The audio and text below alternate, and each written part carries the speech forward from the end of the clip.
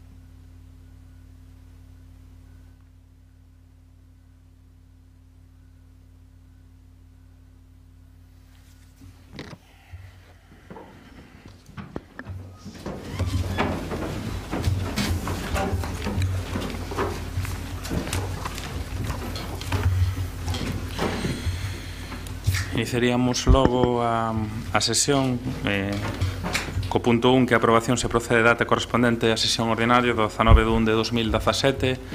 Algo que matizar, algo que engadir á acta, señores voceiros das diferentes forzas. Enténdese, polo tanto, secretario, aprobada por unanimidade.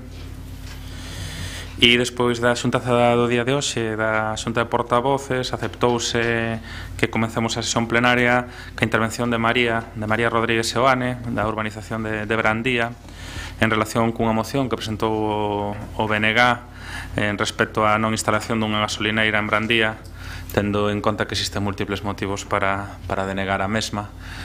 Polo tanto, María, a túa quenda, tes 5 minutos, pero somos flexibles. Entón, nada, comeza a túa intervención. E benvida ao pleno. Moitas gracias, señor alcalde, concelleiros e concelleiras, boas tardes a todos. En primeiro lugar, queremos agradecer ao grupo do BNG a súa invitación a participar neste pleno e o apoio que nos presta ao ter presentado esta María, moción. tes micro ou non? Sí. Casi mellor, porque así gravamos a túa intervención, que para levantar acta é mellor. Perdoa. No, disculpe.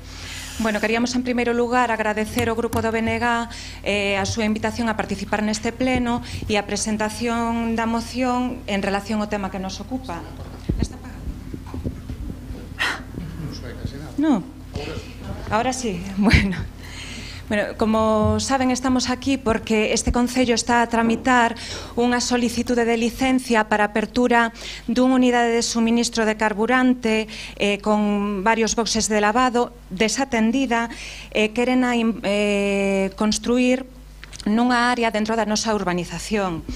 Nos entendemos que o outorgamento desta licencia é absolutamente incompatible con o modelo de cidade que simboliza Santiago de Compostela e que como veciñanza defendemos e mesmo promovemos con actuacións como foron a cesión gratuita de 55.000 metros cuadrados de terreno o Concello de Santiago para a zona deportiva pública e parque, ademais da cesión do edificio no que se puxo o Centro Sociocultural do barrio de Vidán. Autorizar esta gasolineira supón autorizar o desenvolvemento dunha actividade perigosa e insalubre e que causará gravísimos problemas dentro dunha urbanización con 132 vivendas, lindando en L con 3 ringleiras dela, con pouquísimo espacio de separación e introducindo serios riscos polo almacenamento de combustibles ao lado dunha instalación industrial preexistente e das conducións de gastidade que camiño de Bertamiráns pasan precisamente por aí. Segundo o planeamento parcial que regula a parcela en cuestión, só pode destinarse esa finca a locais comerciais e oficinas. O plan xeral do Concello, que regula tamén este emprazamento, o definir os usos exclúe taxativamente os establecementos de venta de carburante ao por menor e os boxes de lavado. Por iso, entendemos que o conculcar a normativa municipal e o ser indiscutible por telo sentado a xurisprudencia do Tribunal Constitucional, que son os concellos os competentes para decidir o outorgamento ou a denegación de licencias ás estacións de servicio en función de se estes proxectos cumplen ou non a súa normativa, dar o visto bo neste caso non podería ser.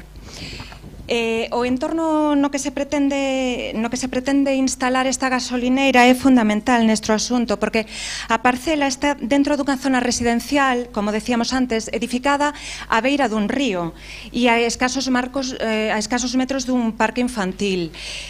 Neste sentido, lembramos ao Concello que a legislación relativa á protección xurídica do menor é clara ao establecer a obriga de todas as administracións públicas no tocante á adecuada regulación das condicións físico-ambientais daqueles recintos, así como exercer a protección dos menores mediante prevención, detención e reparación de situacións de risco. A situación de risco é evidente se ao que levamos exposto engadimos a presencia xusto ao lado de onde se pretende situar a gasolineira da papelera de Brandia. Esta empresa é unha fábrica dedicada á fabricación de papel, polo tanto ten depósitos de celulosa e nela están entrando e saindo constantemente camións de gran tonelaxe. É evidente que a proximidade desta industria ante un eventual accidente na estación de servicio tería uns efectos devastadores para o medio ambiente, para os nenos e para todos os residentes. Temos a maiores un establecimiento hoteleiro de grande dimensión ao que acceden tamén con moitísima frecuencia autobuses enormes e numerosos vehículos. Tense que ter en conta que o acceso a todo isto que estamos mencionando, o hotel, as casas e a papelera é o mesmo, é unha rotonda de alta densidade de tráfico situada en pendente. Entón, consideramos que tampouco se cumpre co réxime de distancias previsto polo Regulamento Xeral de Estradas de Galicia. Situaríase tamén ao lado de dúas paradas de autobús urbano, dificultando as manobras de estacionamento destes. Precisamente unha das paradas é principio final da liña 8. Vai afectar tamén os únicos aparcamentos públicos que dan servicio a todas as vivendas, a fábrica e o hotel.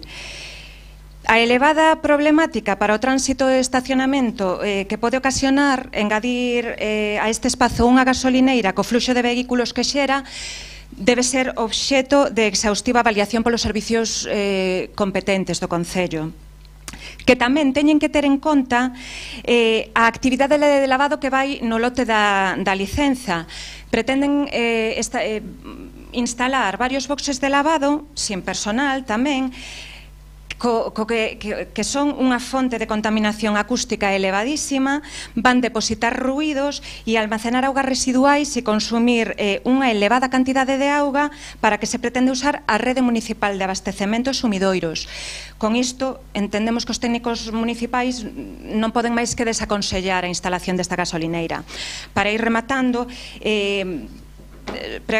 aínda que hai unha incidencia favorable de impacto ambiental para esta instalación da Xunta, que nós xa temos recurrida solicitando a súa nulidade porque é nula de pleno dereito, porque foi ditada prescindindo totalmente do procedemento, queremos resaltar que a facultade de outorgar a licencia reside no Concello e por iso pedimos que sexa denegada. Moitísimas gracias a todos. Muchas gracias a ti, María, y gracias por a túa intervención e por transmitir a reivindicación do conxunto dos veciños e veciñas de Brandía. A moción será logo debatida na quenda mocións de urxencia dentro unhas cantas horas. O digo para que estedes informados por se alguén quere presencialo. Xa que ha entrado o novo regulamento pactado entre todos os grupos, isto non acontecerá, pero creo que sodes dos últimos agraviados con esa medida. E, polo tanto, vamos a dar comenzo ao pleno ordinario. Antes de seguir ca orde do día, señor secretario, en xunta de portavoces acordáronse dúas declaracións institucionais. A primeira é a declaración do Concello polo pasamento de Xoana Torres e unha segunda en apoio da creación de vías ciclistas protegidas. Si pode dar lectura ás mesmas, agradecemos. Declaración institucional do Concello de Santiago de Compostela con motivo do falecemento de Xoana Torres. Todos os grupos políticos desta corporación queremos facer constar públicamente o noso gran pesar polo falecemento o pasado 12 de setembro da escritora compostelá Xoana Torres e realizar así neste pleno un último homenaxe e recoñecemento a toda a súa traxectoria profesional e vital. Sen lugar a dúbidas, Xoana consolidouse como un dos grandes nomes da literatura galega. Unha muller querida e admirada, cuya extensa e variada obra escrita que abrangue a poesía, a narrativa, o ensaio e a literatura infantil. Unha voz feminina e feminista que non só destacou no ámbito literario, senón que tamén tivo un papel imprescindible na reconstrución da cultura galega e na defensa da nosa lingua. Hai case 25 anos que o Concello de Santiago de Compostela quixo recoñecer e resaltar a importancia da figura de Xoana Torres e por iso no ano 1993 a Concellería da Muller instituíu un premio literario co seu nome. O premio Xoana Torres, convocado de forma ininterrumpida ata o ano 2010, foi adquirindo un gran prestixio na nosa cidade.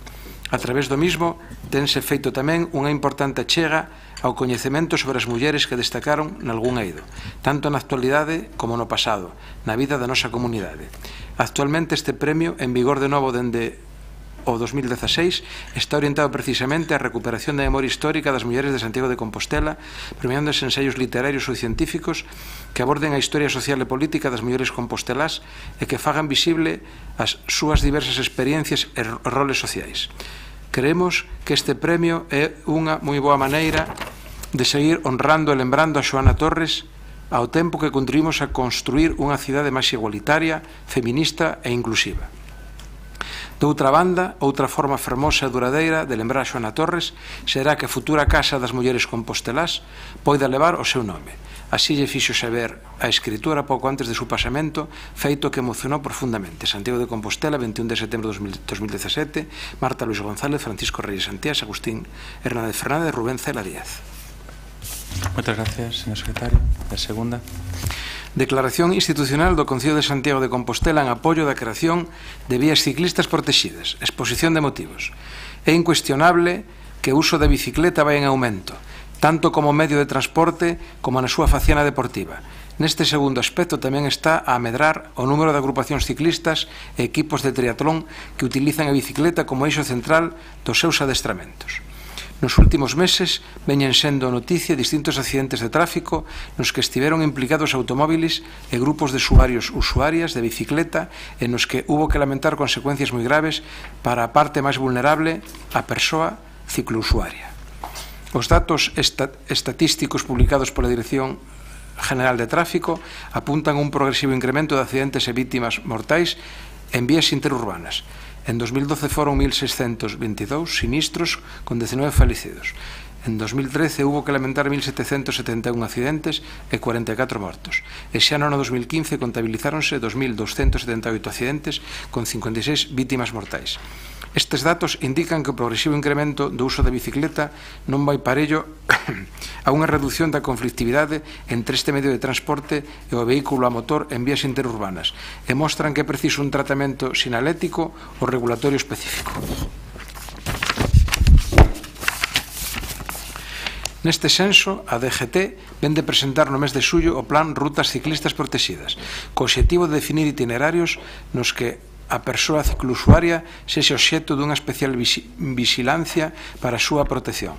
Estas rutas contarán cunha sinalización e regulación da velocidade por tramos específica, ademais establecese que haberá controis e vixilancia especial por parte dos corpos de seguridade competentes en cada caso, particularmente nas fins de semana. En Galicia hai 12 rutas así denominadas cun total de 689,4 kilómetros. Dúas delas na contorna de Santiago, pero entendemos que existen tramos que comenzan ou rematan en Compostela que cumpren as condicións para ser incluídas no plan da DGT. Estes itinerarios son utilizados polos membros da agrupación de clubes ciclistas e de triatlón de Compostela que logo coñecen ben as súas características e potencialidades. Tendo en conta todo o anteriormente sinalado, a través da presente declaración, os grupos municipais do Concello de Santiago reunidos en pleno acordan: primeiro, instar a Xunta de Galicia e a Deputación Provincial da Coruña a que no exercicio de súas competencias doten das medidas de seguridade necesarias as vías propostas no anexo 1 que se acompaña e que faciliten a súa declaración como ruta ciclista protegida. 2. Solicitar a DGT a inclusión de ditas vías no catálogo de rutas ciclistas protegidas. Terceiro, o Concello de Santiago dotará a maior brevidade posible das medidas de seguridade necesarias a denominada Ruta Vía da Pataca, Santiago-Lavacollas, Sigüeiro. Santiago de Compostela, 21 de setembro de 2017, Marta Luis González, Agustín Fernández Hernández, Francisco Reyes Santías, Rubén Cela Díaz. Moitas gracias, señor secretario, por dar lectura ás dúas declaracións institucionais. Continuaríamos logo co debate da orde do día. O punto 2 toma de posesión do cargo concelleiro don Antón Barba Pereira, do PSOE, que entendo que non se atopa na sala, señor secretario.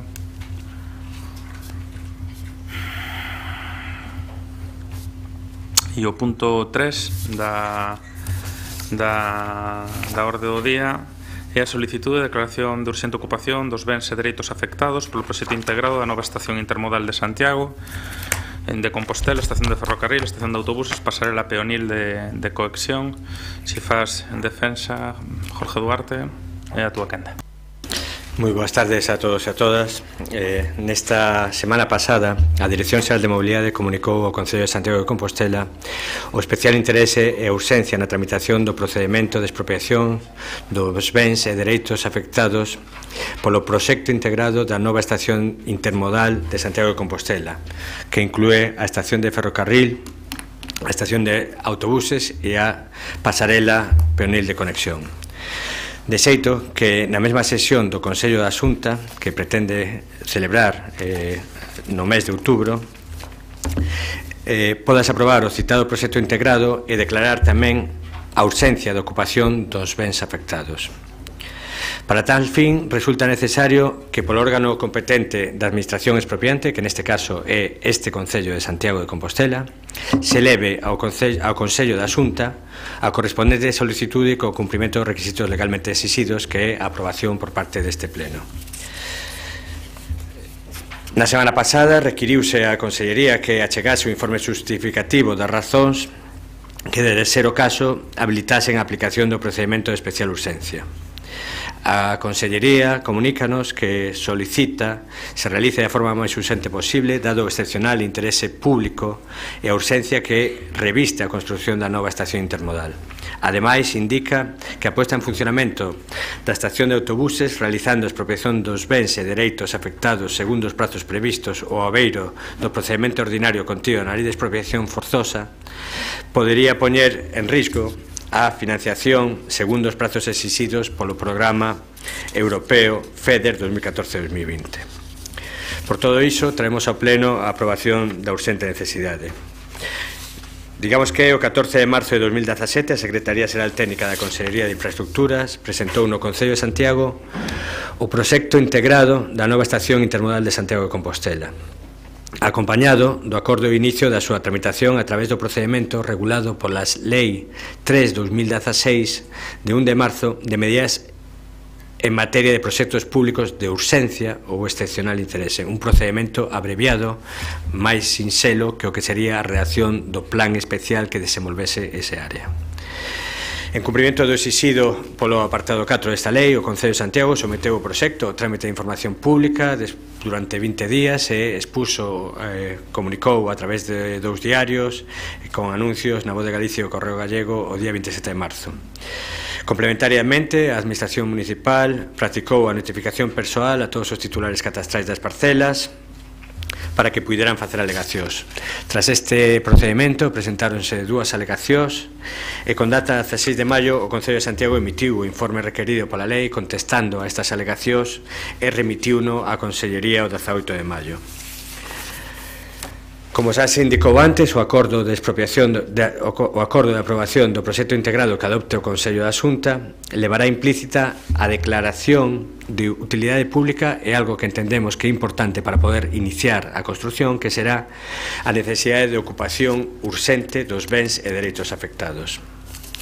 A Lei 3/2016 atribúe a este Concello, ao Concello no que radiquen os bens afectados, a dobre condición de administración expropiante e de beneficiaria. A declaración de urxente ocupación haberá de facerse mediante unha resolución expresa e motivada polo Consello da Xunta que exixe que se cumpran varios requisitos que serían a excepcionalidade, acreditando a concorrencia de circunstancias especiais que exixan ou polo menos aconsellen este procedimento. Haberá de ser un acordo no que se declare esa urxencia que teña que estar suficiente motivado coa numeración de todas as circunstancias que o justifiquen, toda vez que a declaración de urxencia precisa un razonamento concreto e detallado que motive este emprego que debería ser excepcional. Ademais, exixe a declaración, a existencia de crédito presupostario previo, neste caso o Concello de Santiago de Compostela no orzamento do 2017 fixo esa consignación de crédito, polo tanto o Concello de Santiago cumpriu ca súa obriga de dotar no orzamento ese crédito presupostario para o pagamento das expropiacións e, ademais, no acordo de declaración de urxencia haberá de expoñerse o resultado do trámite de información pública realizado para declarar a necesidade de ocupación por vía de urxencia.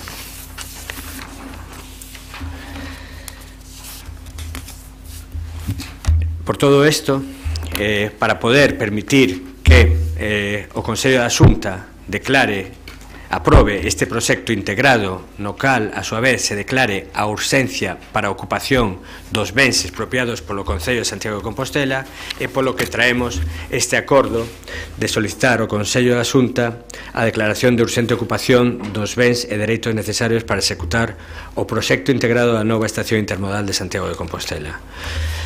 Ainda que pareza un pouco complexo, é a Xunta a que ten que aprobar este proxecto integrado, que é unha figura de planeamento na que se contempla a ordenación do espazo, que a aprobación deste proxecto integrado tamén se aproba o inicio do expediente de expropiación forzosa, pero para que o inicio deste expediente de expropiación forzosa poda levar a ocupación previa despois do pago das indemnizacións, é necesario tamén que o Consello da Xunta se posicione despois de terllo solicitado por parte do Pleno do Concello de Santiago, que vai ser a Administración expropiante. Si é complexo, é un pouco complexo, espero haberlo explicado o máis claramente posible. Moitas gracias, Jorge. Rubén Cela, a súa quenda. Sí, moitas grazas, señor alcalde, moi boa tarde a todos e a todas.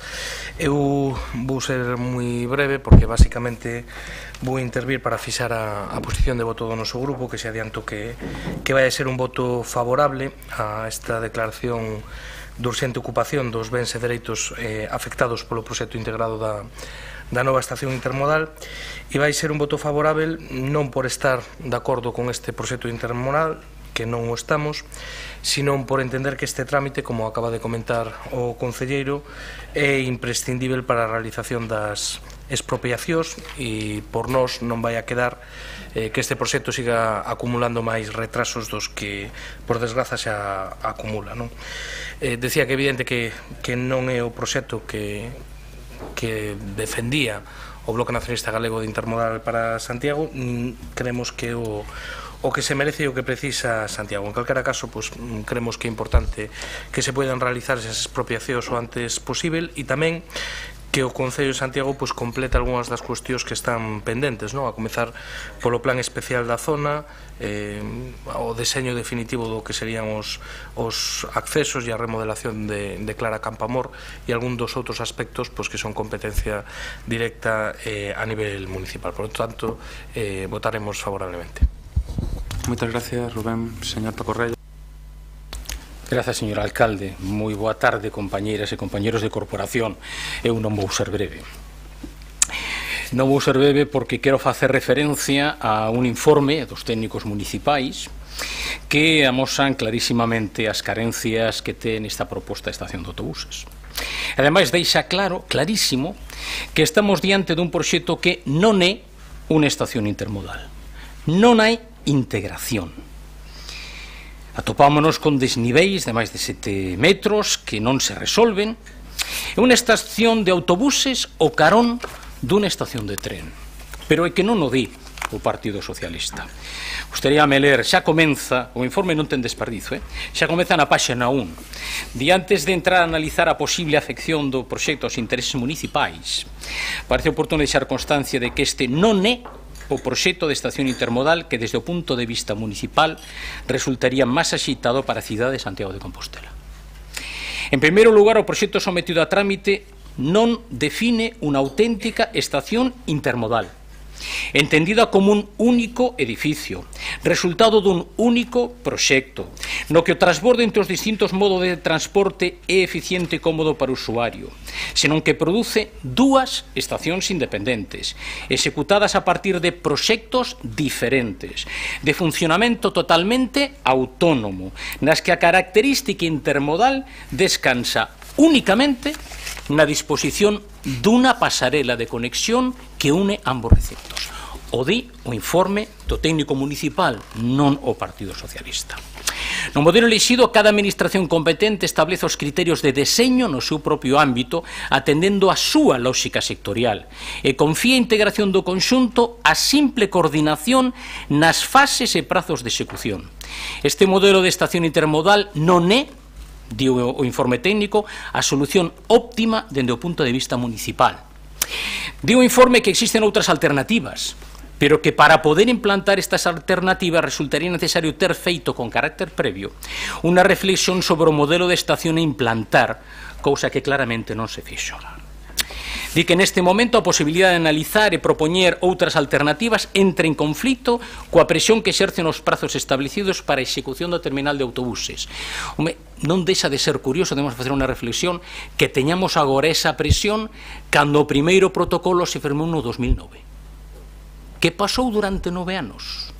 Non se fixo nada. Perdón, son injusto. Sí que se fixo. O primeiro alcalde do Partido Popular dixo que o que facía falta era desviar o AVE cara ao aeroporto de Lavacolla para construir ali un apeadeiro. O segundo alcalde do Partido Popular dixo que o que non precisaba Santiago era unha estación ambiciosa. O terceiro alcalde do Partido Popular dixo que isto se resolvía cunha ampliación do vestíbulo máis un ascensor cuyo impacto visual se pode ver hoxe en día por calqueira veciño ou veciña de Santiago soamente achegándose á estación do ferrocarril de Santiago. E o alcalde de Compostela Berta o que lle tocou foi o tema da pasarela. Eu entendo perfectamente que o concelleiro de infraestructura, de urbanismo de espazos cidadáns atópase hoxe no que é un auténtico papelón. Eu entendo, comparto a situación incómoda que ten que pasar neste pleno e presentando isto. Porque claro, quen durante a campaña electoral de 2015 presentou diante de todos os medios de comunicación paneis, ademais importantes no seu tamaño, cos diferentes proxectos que se tiñan presentado ao concurso público, no que se presentaron 7 proxectos, dos que precisamente el, na súa condición de decano do Colexio Oficial de Arquitectos de Galicia, era un dos membros do tribunal, que agora veña presentando isto. Eu entendo que é un papelón, eu entendo que ten que estar pasando mal neste momento. Pero imos seguir. Por exemplo, o que deu o informe con respecto ao acceso á estación. Di que o esquema funcional tórnase máis confuso cando se quere acceder á estación de autobuses dende o sur, xa que o usuario da estación debe subir unha plataforma superior, salvando un forte desnivel dun 7 metros, adquirindo o billete na planta superior e volver a baixar para coller o autobús, o mesmo que se está facendo hoxe, viva a intermodalidade desta estación que lle van dar vostedes a Santiago de Compostela. Di que a fachada principal de acceso á estación de autobuses, que o seu testeiro oeste, di que no proxecto non existe ningún outro acceso ao edificio, agás que se utilicen os que dan servizo a dársena, dicir, entrando ca perigosidade que eso significa.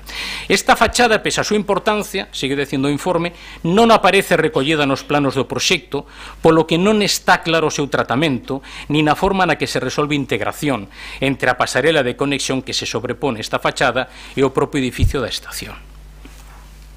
As rampas de acceso dende a Rúa Vedro configuran un acceso complicado ao ter que salvar o desnivel desta rúa. A cota de implantación da estación obriga a dispoñer cun ascenso en pendente e contrapendente ao longo de 3 tramos longos.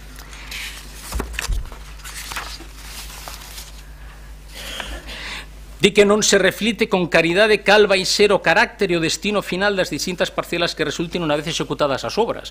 É dicir, o que imos facer, ca aprobación que se vai facer hoxe no pleno, é por segunda vez pagar a expropiación dos terreos. Xa pagamos a expropiación dos terreos no seu momento, imos pagar por segunda vez a expropiación dos terreos e, ademais, o que non se coñece é os terreos colindantes co que vai ser os edificios, de quen vai ser a propiedade. Iso non aparece no convenio que hoxe se nos trae.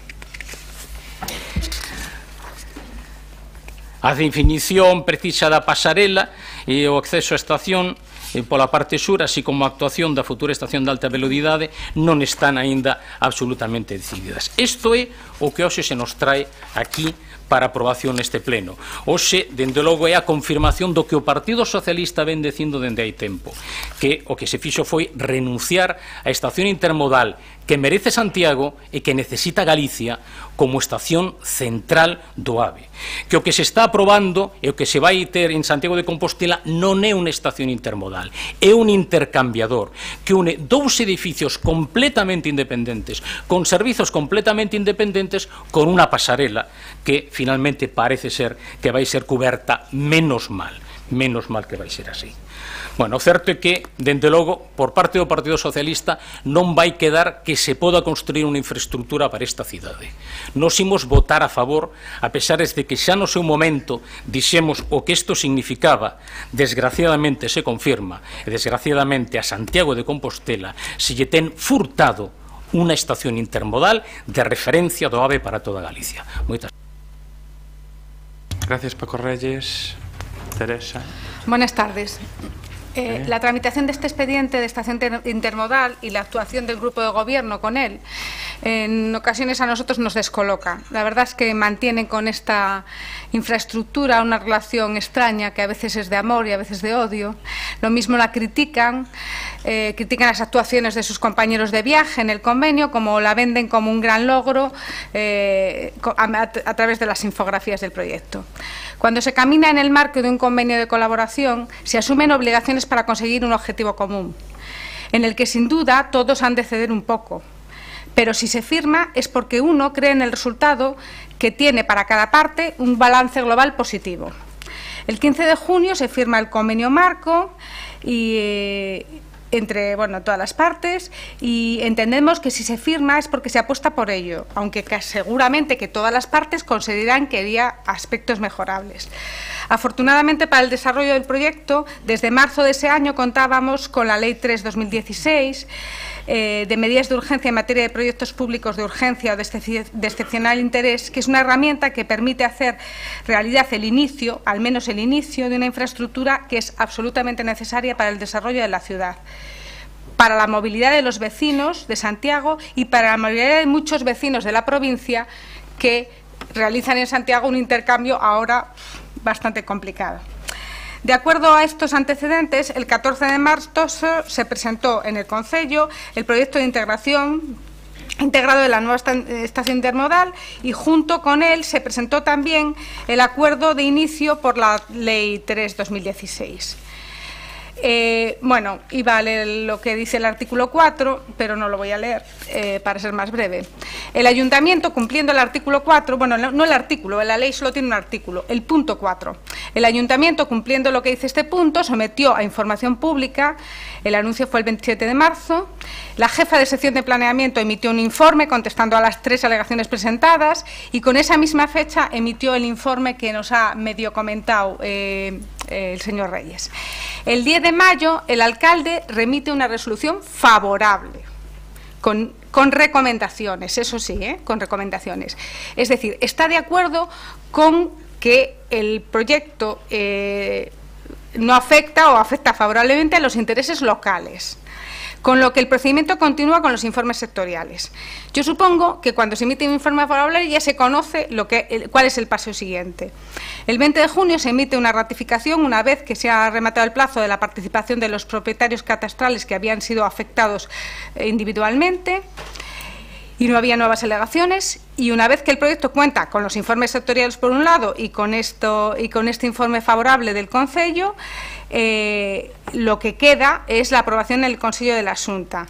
La aprobación del Consello de la Xunta requiere el inicio, se va a aprobar el inicio del procedimiento de alteración de la ordenación urbanística correspondiente, es decir, se va a aprobar que la ordenación urbanística vaya por esta vía más urgente, y este acuerdo habilita al promotor para el inicio de las obras correspondientes.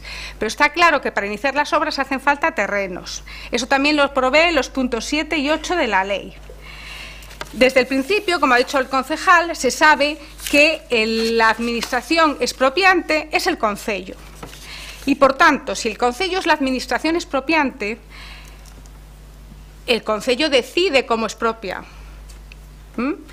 Si yo considero que la expropiación es urgente y quiero solicitar la urgente ocupación, pues si yo creo en ella, no necesitaré que nadie de fuera me justifique las razones para la urgente ocupación.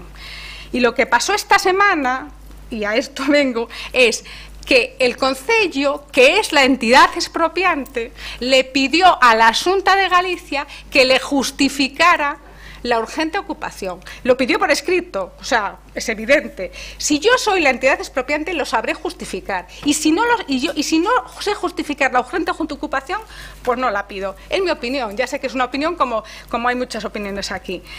A mí, sinceramente, me parece penoso que este pleno se vaya a pronunciar en base a una justificación que nos han hecho unos técnicos que no son municipales. Sinceramente, me parece penoso, pero bueno. Para que no... Es así, o sea, la justificación nos la han dado unos técnicos externos, no los técnicos municipales. Da igual, a estas alturas de la película, da igual.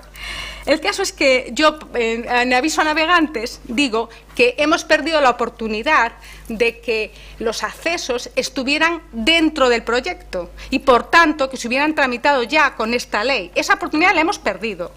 Yo digo que dentro de 2 años, cuando lo que se haga sea una realidad, espero que tengamos unos accesos. Para ello habrá que tramitarlos por otra vía, que no va a ser esta. Habrá que tramitarlos por otra vía, porque la ley 3 no los ampara, porque no están dentro del proyecto. No ponga esa cara de extrañado, que lo sabe mejor que yo. Bueno, simplemente es un aviso a navegantes. Cuando llegue ese momento, espero que alguien se acuerde, no diga que es que nos avisaron antes de ayer. Nada más. Jorge Duarte, ainda que tes moitas cousas que contestarte, solo 5 minutos. Bueno, pois vou empezar polas aclaracións de Teresa. Empezando polo final. Para facer os accesos á estación de autobuses non hai que facer ningunha soa expropiación. Punto. Co cal, non hai que esperar que dentro de 2 anos pase algo ou non. Non hai que facer ningunha expropiación para facer os accesos. O vial Clara Campoamor pódese reformar para facer os accesos sin ningunha expropiación máis. Punto segundo. A administración expropiante é o Concello, pero a administración que ten que aprobar o proxecto integrado e que, ademais de aprobar o proxecto integrado, ten que declarar a ausencia da ocupación é a Xunta, previa solicitud da administración actuante. Por lo tanto, é correcto. Nos decimos que hai que facelo con urxencia, é un proxecto da Xunta, lle decimos a Xunta, justifícanos os motivos e lle decimos que este Concello está de acordo con esos motivos e que, por lo tanto, pode aprobar o proxecto integrado declarando a urxente ocupación. Punto, sin selo. Eu creo que non ten ninguna complicación. E agora paso con Paco, porque eu non estou nada preocupado aquí. Estou bastante tranquilo. E estou tranquilo porque o traballo sole dar resultado. No mes de maio de 2015 ten razón que este concelleiro, esta candidatura apoyaba un proxecto unitario dunha estación intermodal, igual que o defendimos tamén no 2011 naquel xurado do que eu formaba parte como decano do Colexio de Arquitectos. Pero estamos a favor dun proxecto unitario, dun único edificio que integrara todo, pero nunca estaríamos a favor daquel proxecto do 2011 que incluía, e volvo a recordar, 50.000 metros cuadrados de aproveitamento e un gran centro comercial de 10.000 metros cuadrados, e nunca imos estar a favor daquel convenio que asinou o goberno bipartito, perdón, o goberno municipal bipartito, no cal firmaba, por un lado, Xosé Sánchez Bucallo, e despois, por parte da Xunta, tamén firmaba o conselleiro de Medio Ambiente e Infraestructuras, que era Agustín Hernández y Fernández de Rojas. Por lo tanto, non estaremos nunca de acordo con aquel convenio, si estábamos de acordo cun proxecto de estación intermodal unitario. E así o fixemos saber na reunión que mantivemos en Adif no mes de xullo de 2015, no cal se nos dixo que era imposible dar volta atrás e contar cun proxecto unitario porque xa estaba en licitación as obras que están agora construíndose, que eran as que iban a permitir ampliar as vías do tren, a ampliar tamén ese vestíbulo e esa cafetería, tal e como ti dixeches cando era alcalde Agustín Hernández, e que entonces era imposible dar marcha atrás e ter un único proxecto unitario. A partir de aí, este goberno municipal traballou porque o proxecto da estación de ferrocarril fora polo menos un proxecto unitario e que ademais houbera por parte da Xunta de Galicia unha predisposición a coordinar o seu proxecto co proxecto da estación de ferrocarril. E digo que a veces dá traballo porque ese informe que ti leiches é un informe municipal na que se critica o tamaño da estación. A partir dese informe, a Xunta de Galicia modifica a súa estación e duplica o tamaño, o número de dársenas que ten que haber, na que tamén se critica o acceso rodado porque había unha gran rotonda que entendíamos que non era o máis axeitado para un vial urbano, e tamén critica algúns temas máis de integración ca estación de ferrocarril que tamén está en tramitación e que propoñía algunhas disfuncións. O goberno municipal o que fai é aportar as súas suxerencias para que a Xunta millore o seu proxecto de estación de autobuses. Parte delas están hoxe contempladas e recollidas. A estación de autobuses aumentouse para ter como mínimo as mismas dársenas que ten na actualidade, e os accesos tamén prescindiron daquela gran rotonda que entendíamos que non era o método máis axeitado para unha vía que ten que ter un carácter urbano.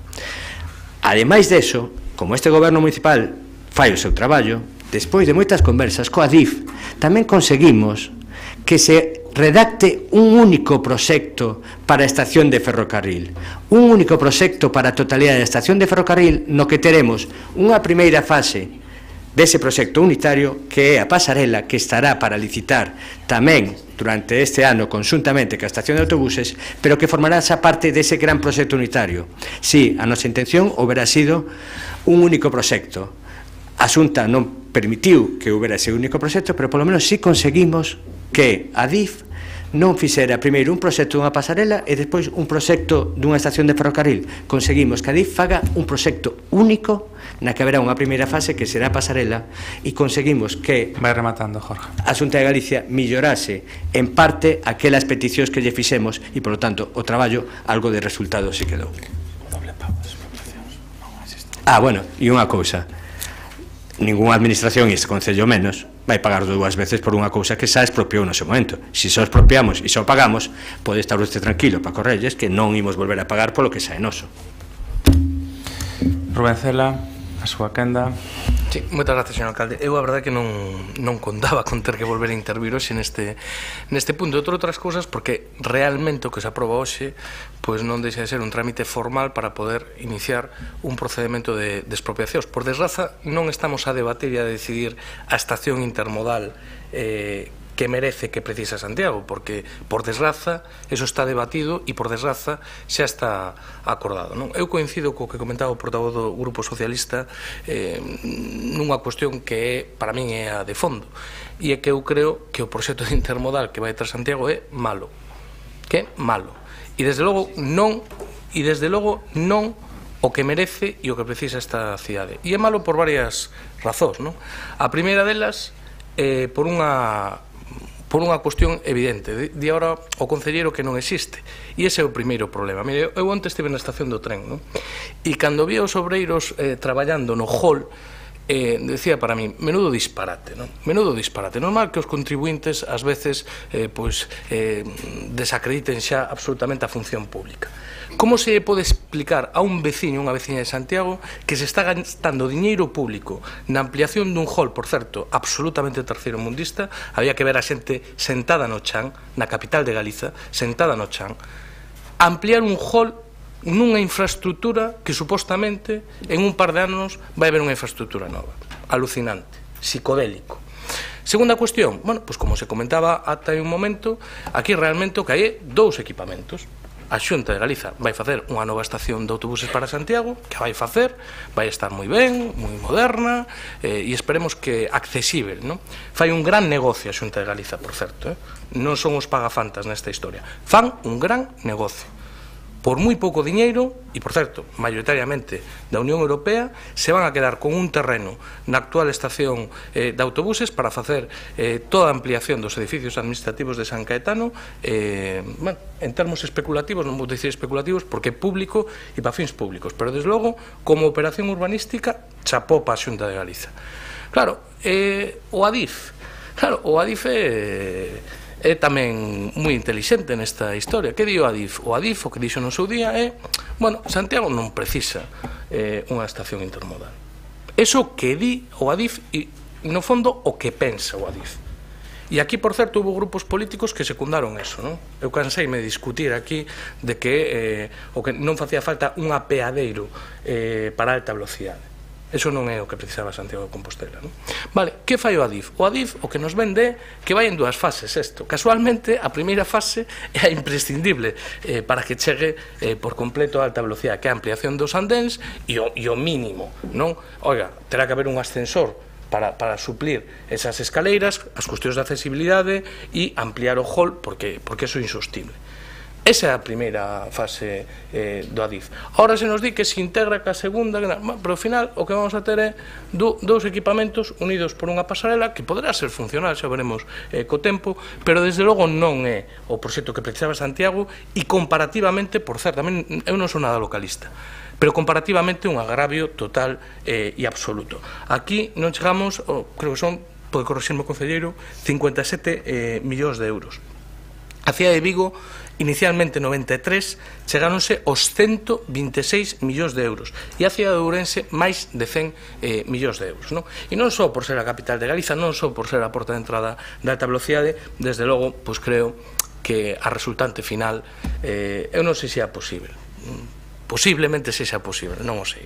Creo, sinceramente, que se por parte desta cidade, e aí vou máis alá dos grupos políticos que conforman esta corporación, se houbera unha unidade de acción e músculo nesta cidade para reivindicar outra cousa, eu creo que hoxe poderíamos ter outra cousa bastante mellor que a que vamos ter se a chegamos a ter, porque este paso, pois, desde logo non vai a ser precisamente pronto, non? Por lo tanto, nos vamos a votar a favor, porque o que non vamos a entorpecer é que se poidan expropiar esas parcelas para que se poidan continuar cos trámites imprescindíveis para que eso algún día sexa unha realidade. A partir de aí, pois, tanto como comentaba Teresa, como tamén o propio Jorge, hai cuestións como o propio plan especial da zona, como a concreción dos accesos, a concreción de como vai quedar claro Campamor, que non é unha cuestión baladí e desde logo creo, na miña humilde opinión, que non ten unha solución precisamente doada,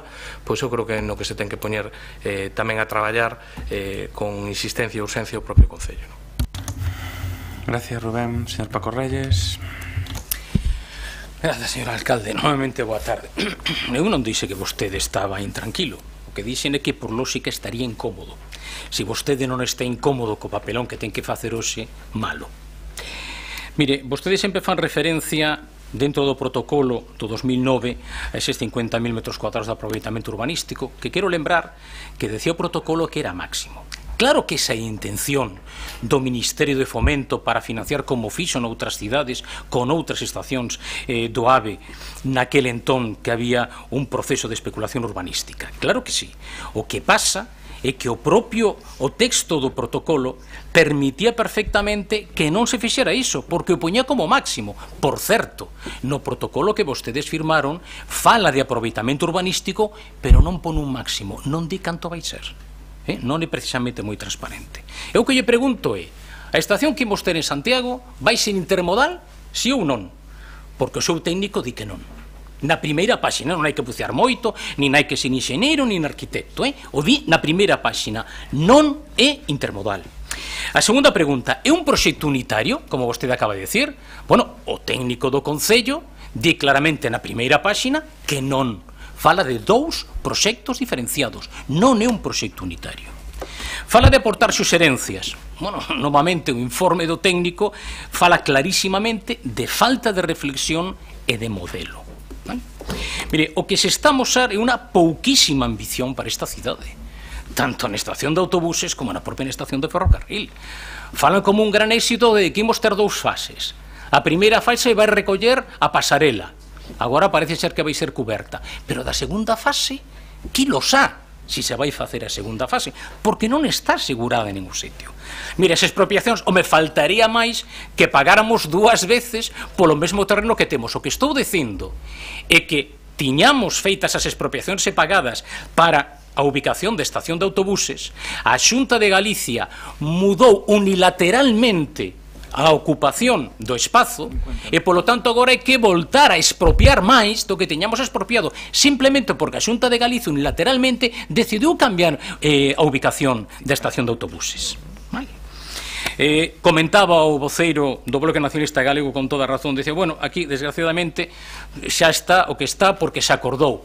Teño que lembrar, non co voto do Partido Socialista que votou en contra, non co noso voto.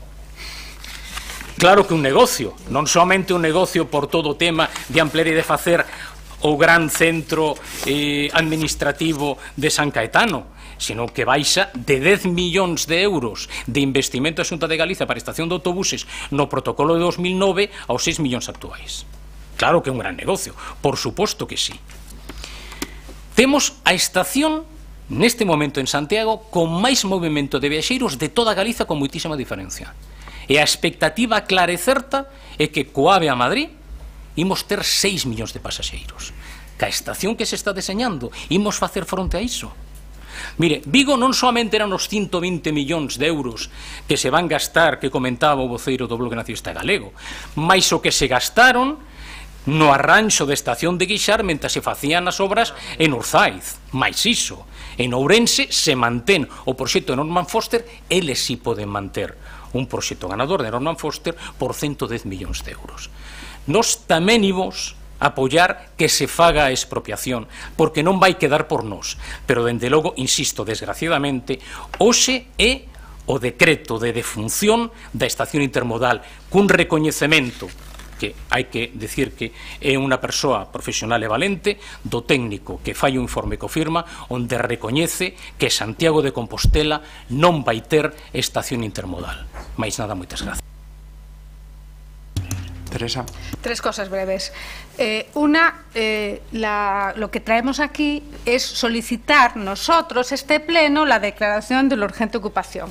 Vuelvo a decir, si yo la solicito, yo la justifico. Segundo, accesos, pues si los tiene tan claros, pues hágalos transparentes, que también es importante. Es decir, creo que en este caso, si tan claro tiene que no necesita más expropiación, pues estupendo. Pero si los tiene claros, pues apórtelos, que creo que es importante. Y tercero, dijo en un momento determinado que la Xunta había decidido hacerlo por fases. Creo que quien ha decidido hacerlo por fases es quien ha firmado un convenio que dice que hasta los 3 millones, no sé cuántos de pasajeros, no llega a la segunda fase. Su parte de aculpación también. Y la última, creo que el proyecto se movió por a solicitud del Concello. Creo que el desplazamiento de la estación de autobuses no fue por iniciativa propia. Nada más. Señor secretario, vamos a pasar a votar. Votos a favor do ditame da comisión correspondente para proposta de acordo de solicitar ao Concello da Xunta de Galicia a creación do centro de ocupación dos bens e dereitos necesarios para executar o proxecto integrado da nova estación intermodal de Santiago de Compostela, estación de ferrocarril, estación de autobús, pasarela, panel de conexión. Votos a favor? Unanimidade? Por unanimidade, despois de debate intenso, señor secretario. Anote.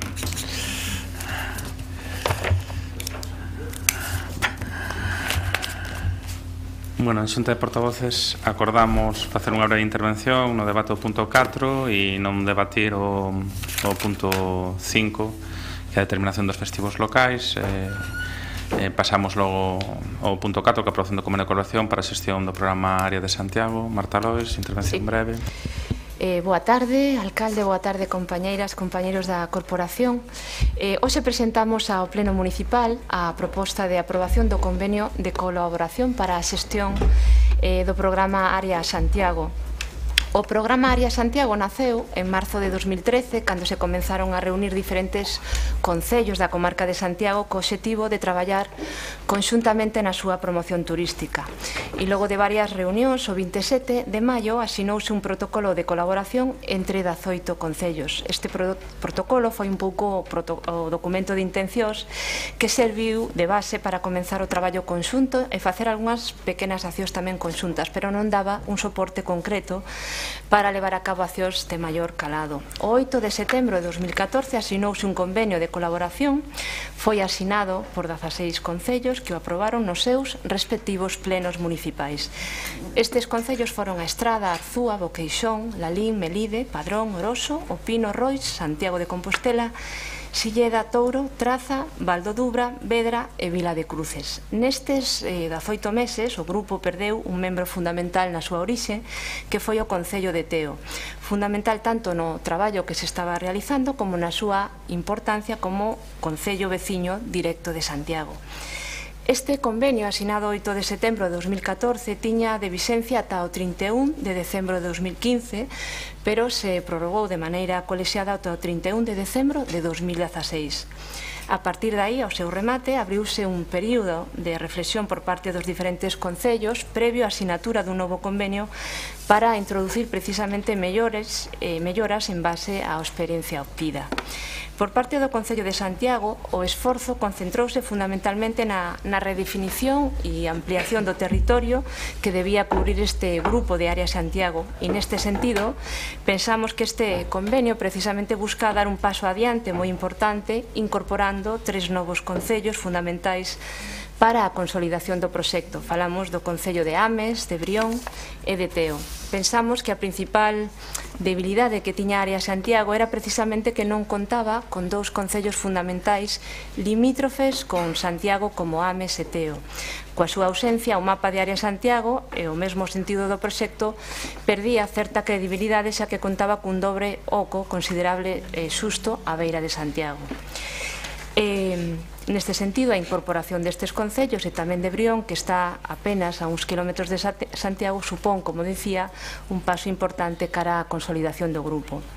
Tamén si, hai que dicir que pola contra hai 2 concellos que decidiron non renovar o convenio. Trátase do Concello de Lalín e o Concello de Trazo, e máis alá de lamentar que estes 2 concellos decidiran non continuar traballando no grupo, pensamos que se trata de renuncias que non van a afectar o conxunto do traballo do Grupo Área Santiago. Para finalizar, e en calquera caso, como decía máis alá destas 2 baixas, o sentimento común entre os concellos do grupo que compartimos é que a incorporación destes outros 3 novos concellos vai a reforzar e consolidar o proxecto de Área Santiago. Nada máis, tratábase de facer un pequeno percorrido e traer hoxe aquí, como decía ao principio, a tramitación do convenio de Área Santiago por parte do noso concello. Grazas. Moitas gracias, Marta. Rubén. Sí, moitas gracias, señor alcalde. Eu brevemente, non? Decir que cando se comezou con este proxecto, se non lembro mal, no 2014, iniciativa naquel momento dun goberno do Partido Popular, o Grupo Municipal do BNG nos pareceu unha boa idea e, de feito, no seu día a parabenizamos. Naquel momento a colaboración de 16 concellos da comarca de Santiago e, polo tanto, unha actuación de carácter supramunicipal e incluso supraprovincial, porque tamén se conta con concellos da provincia de Pontevedra.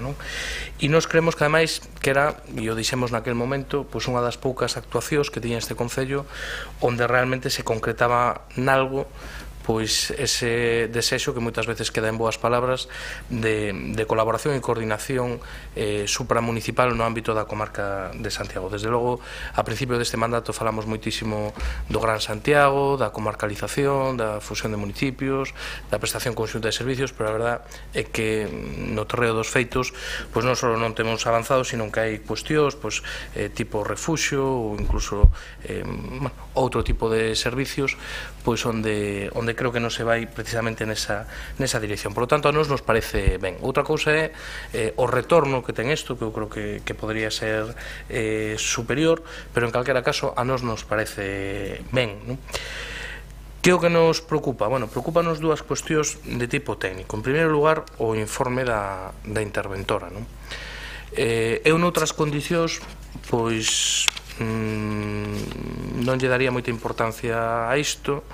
Neste momento sí que ya dou, non? O que di o informe de intervención é que se informa respecto de que Incolsa non é medio propio dos concellos asinantes do convenio de colaboración, senón exclusivamente o Concello de Santiago, e da improcedencia da encomenda de xestión no caso de que a sociedade deba a súa vez subcontratar a ampla maioría dos servicios encomendados por non contar con medios propios adecuados e suficientes para levar a cabo a encomenda, non?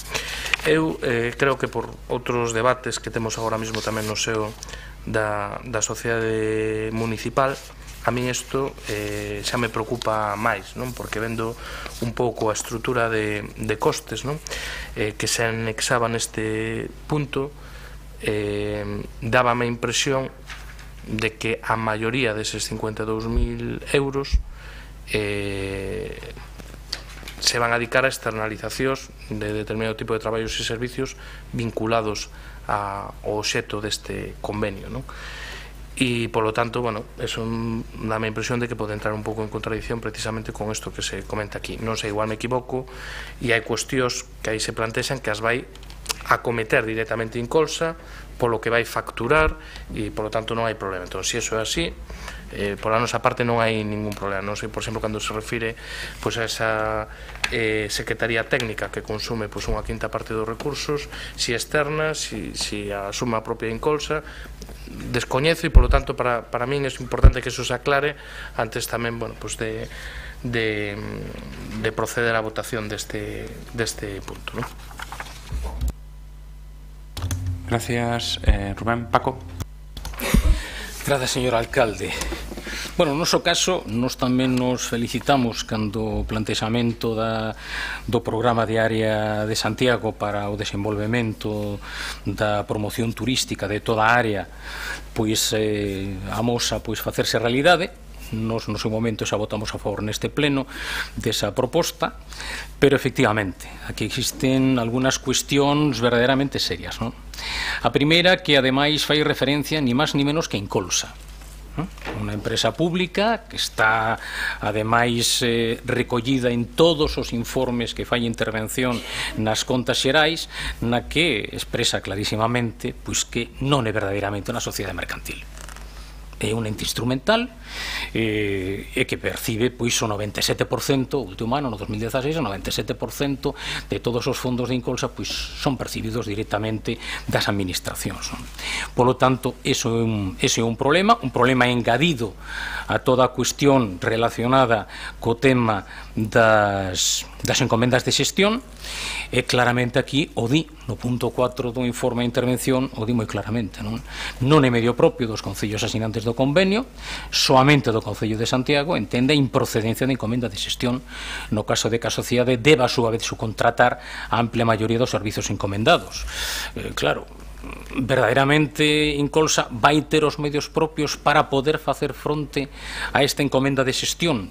Iso non aparece reflexado e asumido en ningún documento dos que se nos aporta, non? E por outra banda, efectivamente, é unha cuestión que ademais sorprende, non? Que se podan dedicar prácticamente 11 millóns de euros brutos do orzamento á Secretaría Técnica Permanente de Coordinación e que claramente no documento de anexo catálogo de condicións que rexerán a xestión do programa Área de Santiago di textualmente que esta Secretaría Técnica Permanente poderá estar externalizada se así o acorda a Comisión Mixta nunha entidade privada prestadora de servizos. Bueno, a verdade é que eu xa non vou facer ninguna referencia a cal é verdadeiramente o concepto de municipalización que se pode ter neste pleno, pero bueno, o certo é que a nos francamente preocupanos non soamente pola cuantía, como decía o voceiro do Bloque Nacionalista Galego, sino polo sentido en sí mesmo. É dicir, a Secretaría Técnica é necesario externalizarla nunha empresa privada.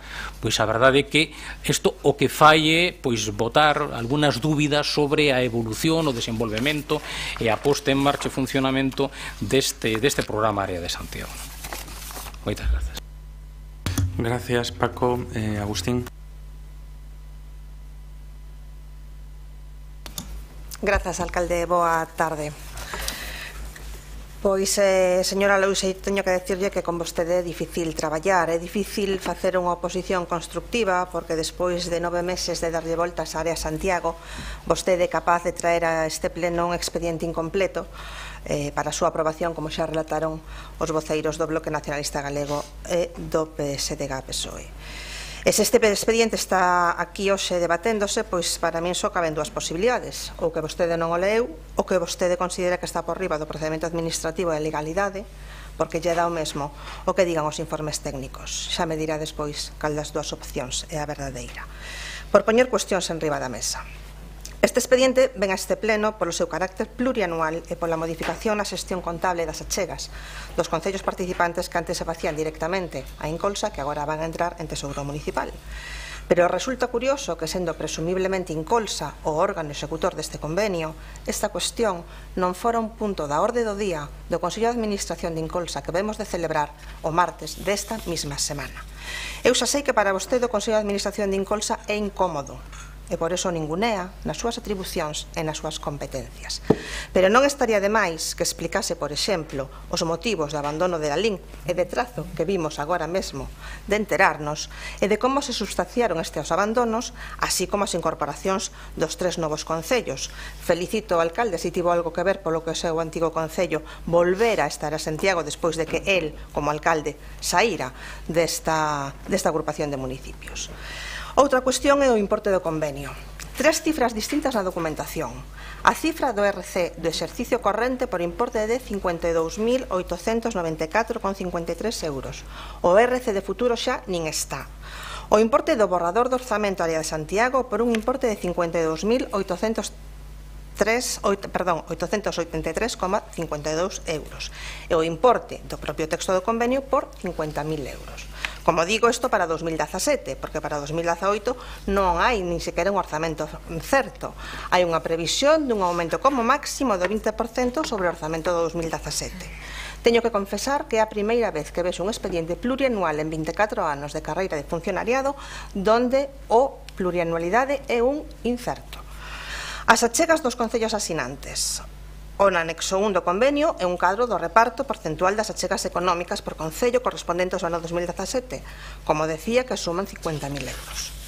O anexo 2 é o cadro das primas compensatorias que teñen que pagar os 3 concellos por adherirse, por un importe de 2.894,53 euros.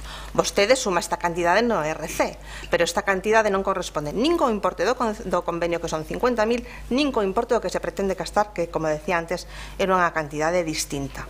A vostede ninguén lle falou do equilibrio presupuestario de ingresos e gastos. O financiamento. A cláusula 9 establece os criterios para facer o reparto das achegas dos importes de 2017, a previsión do 18, pero non hai ningún sitio en todo o convenio onde se diga que pasa se algún concello non fai a súa achega. Que responsabilidades acada para co resto dos concellos? Que responsabilidades acada para o Concello de Santiago, que teria que ser o que depositar ese dinero como primeira medida? Non está no convenio. E, finalmente, a fórmula de encomenda de xestión que xa comentaron anteriormente os propios compañeiros da oposición, en donde o informe de intervención habla da improcedencia da encomenda de xestión. e da nova lei de contratos e do máximo que podería ser subcontratado. Eu non vou incidir máis en isto, simplemente si facer unha reflexión, porque vostede sabe que no seno de Incolsa precisamente isto é un debate por outras cuestións que todos coñecemos. E finalmente o informe xurídico. O noso grupo coida que a vista do expediente o informe xurídico debería ser máis profundo, entrar no fondo da cuestión, a encomenda de xestión e as relacións entre o Concello de Santiago e os concellos asinantes e a propia Incolsa. Baixo o noso criterio, o secretario deste pleno, que tamén é o secretario do Consello de Administración de Incolsa, debería formular un informe sobre esta cuestión que arroxe un pouco máis de luz, a vista que o Goberno é incapaz de dala. Grazas. Marta. Bueno, vou tratar de sintetizar algunhas das reflexións que afectan as obxeccións que os grupos da oposición realizaron en torno a esta proposta. Eu creo que se misturan dous planos. Por unha banda, o plano da situación que non é nova, por outra parte, de Incolsa, da dificultade moitas veces de encaixe entre Incolsa e a súa relación co Concello na base da elaboración de encomendas, e outra, a situación específica de Área Santiago. En primeiro lugar, decir que a nosa intención era xestionar, a nos refirome ao grupo de goberno, era xestionar este novo convenio de Área Santiago exactamente do mesmo xeito que se xestionou o primeiro convenio aprobado polo Pleno Municipal, que foi no ano 2014 e que foi asinado polos alcaldes do grupo, incluído naquel momento o alcalde de Santiago, que era precisamente o señor Agustín Hernández. Pero atendimos e seguimos atendendo sempre as recomendacións que nos fan dende o Departamento de Intervención do Concello, que considerou que este non era un modelo apropiado, polo que tentamos, e así o fixemos, adaptar o máximo posible ese modelo ás indicacións e ás prescripcións do propio Departamento de Intervención.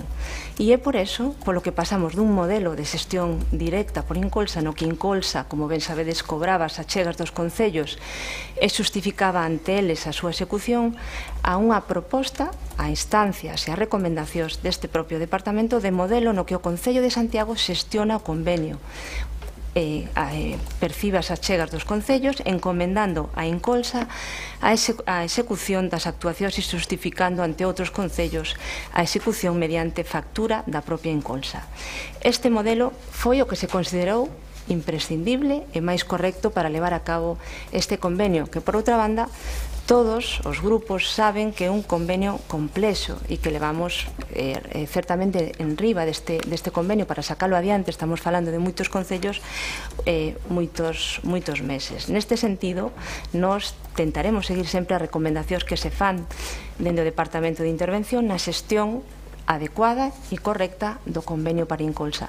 Sabemos que o informe é un informe que suscita preocupación, é unha preocupación obxectiva, pero en calquera caso está completamente enmarcado na mellora e na adecuación necesaria da relación que ten que ter Incolsa con o Concello. E, polo tanto, nos traemos aquí este convenio articulado desta maneira porque entendemos que seguimos as directrices necesarias da súa fiscalización dentro do Concello. Dito eso, creo que non é positivo misturar unha situación que entendemos que a futuro nos vindeiros meses teremos que abordar no marco tamén do Consello de Administración sobre a situación de Incolsa con este convenio. Reitero, a nosa intención sería poder ido xestionar este convenio desa maneira máis áxil como se fixo no ano 2014. Seguimos as directrices e entendemos, e así o fixo o equipo de Incolsa, que temos que tramitarlo por esta vía. Respondendo á pregunta da señora María Antón en relación á baixa do Concello de Lalín e do Concello de Trazo, decir que no caso do Concello de Lalín, eu creo que en realidad o Concello de Lalín tampouco formaba parte da idea orixinaria da promoción conxunta do turismo do que era a gran área de Santiago e, polo tanto, entendo que non unha perda destacable para o propio proxecto. E no caso de Trazo foi certamente un concello en todo momento que se sumou nominalmente, pero foi pouco colaborativo no sentido que non cumpliu en forma e tempo tamén os compromisos económicos adquiridos. Por lo tanto, entendemos tamén que a súa renuncia está tamén que ven marcada por o seu non compromiso económico, que, por certo, asumiu no seu momento tamén o propio Concello de Santiago de Compostela. Entendendo e compartindo esa preocupación dos grupos, volvo a insistir con todas esas obxeccións que son importantes. Eu creo que este convenio, así como todos os que xa foron aprobados nos plenos dos respectivos concellos que se suman á área de Santiago, nos leva a que temos que aprobalo, non? Moitas grazas.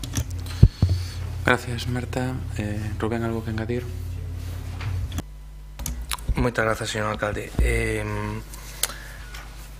Claro, non me aclarou a intervención da señora concelleira a cuestión fundamental que preguntaba, non? Eu coincido co criterio de que en termos contábeis e en termos desde unha perspectiva da propia intervención municipal, o mecanismo que se vai empregar agora é máis correcto desde a perspectiva dun convenio, un acordo entre concellos. Quen xestiona ese acordo é o Concello de Santiago, e o Concello de Santiago fai unha encomenda de xestión a un ente que ten unha forma xurídica de sociedade, pero independente do Concello, na que sexa, como todos e todas sabemos, unha parte importante da actuación, sobre todo en materia turística, do Concello de Santiago de Compostela. Ese non é o problema. O problema é o tope do 50% na subcontratación nesa encomenda de xestión, non? Quero dicir, a cuestión é que no desglose que se traslada neste expediente de en que se van a gastar eses 52.000 euros, pode que me equivoco, pero dame a impresión a simple vista, porque iso non se especifica, que máis do 50% dese orzamento se pretende externalizar fora de Incolsa, e o único que advirto é que eso especificamente o que di a intervención que non se pode facer. Como decía antes, pode que este trabucado, e entón o diseño da página web, os contidos da web, a secretaría técnica, a impresión de cartelería, ou non sei que se fai directamente en Incolsa. Non o sei, non presurbo nada. O único que digo é que hai unha aclaración moi clara a respecto da subcontratación en encomendas de xestión da administración a entes dependentes desa administración, non? Simplemente eso. Gracias, Rubén. Paco. Sí, moi brevemente. O certo é que, claro, a segunda intervención, a verdade é que a nos non nos resolveu as inquedanzas que nos presenta o informe de intervención. Efectivamente, é dicir, non vemos ningún informe, nin ningún acordo no Consello de Administración de Incolsa, nin ninguna firma da xerente de Incolsa que diga que pode, cos medios propios de Incolsa, facerse cargo do 50% desta encomenda de xestión, sen necesidade de subcontratar máis alá. Claro, iso é unha inseguridade, non? A hora de aprobar este convenio tal e como está establecido. E segundo, a nos tamén preocúpanos, máis alá do tema de Incolsa, esa apertura á privatización da xestión das actividades que teñen que desenvolver este convenio, que tampouco quedou aclarado. María Antón. Sí, grazas. Bueno, eu entendo que as presas que vostede ten por sacar este expediente adiante, non? Porque cando lle preguntamos no mes de abril polo convenio de Santiago e a saída de Lalín, vostede gabábase de que xa tiña data para a súa asignatura e a cifraba no 8 de maio. Pois xa ve, estamos a 21 de setembro, non está. Pero non só non está tramitado na súa casa, senón que vostede apremiou os seus socios, os concellos participantes, para que tramitaran diante dos seus respectivos plenos este convenio cando vostede non o tiña feito, como digo, na súa casa. E claro, a posibilidade de modificar o convenio para salvar todas as seivas que marca o informe da intervención e dar cumprimento así o mesmo, pois supón unha nova rolda de aprobacións nos plenos daqueles concellos que xa o teñen a día do xe aprobado. E claro, así non chegamos nin a facer nada neste ano, nin a poder optar a subvención da Axencia de Turismo de Galicia, que todos sabemos que estaba prevista. Vostede pasou un ano en branco e agora pretende que o aprobemos en setembro. Vostede sabe que Área Santiago, como, foi unha creación deste grupo, e temos que parabenizarnos porque por fin hai unha iniciativa boa, aprobada por todos os grupos, cos parabéns tamén de todos os grupos, pois, como decía, non hai ninguén máis interesados que nós en que este modelo de colaboración cos concellos limítrofes funcione. Eu non poño na balanza se Lalín é máis ou menos importante que Teo, ou se Trazo é máis ou menos importante que Brión. Eso pon vostede. Pero vostedes empeñanse co seu desleixo en empequenecer o papel de liderado que debería ter esta cidade, a capital de Galicia. E desafortunadamente o eido turístico non é o único caso. O refugio de animais, que antes se comentaba, o parque de bombeiros, son outros exemplos. Eu coido que a súa segunda intervención pois non arroxou ningunha luz. E, de feito, se vostede seguir as indicacións da intervención, o seu informe sería favorable. E non o é. Entón, evidentemente, pois o noso grupo que está facendo aquí unha reprobación da súa ineficacia, sinto, señora Lois, pero é o que toca. Nada máis, grazas.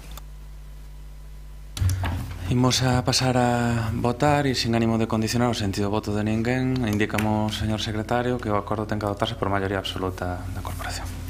Así que pasamos a votar. Se o que se somete a aprobación, según o ditame, é aprobar o convenio de colaboración para a xestión do programa Área de Santiago. Segundo, notificar o acordo aos concellos integrantes do ámbito territorial aos que se refire o convenio e a Sociedade Municipal de Información e Comunicación Local S.A. Incolsa. Terceiro, facultar ao señor alcalde tan amplamente como un dereito, se é posible, para garantir a plena efectividade do acordo, en especial para a sinatura do convenio.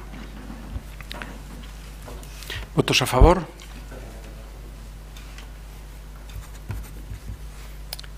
CEA BNG.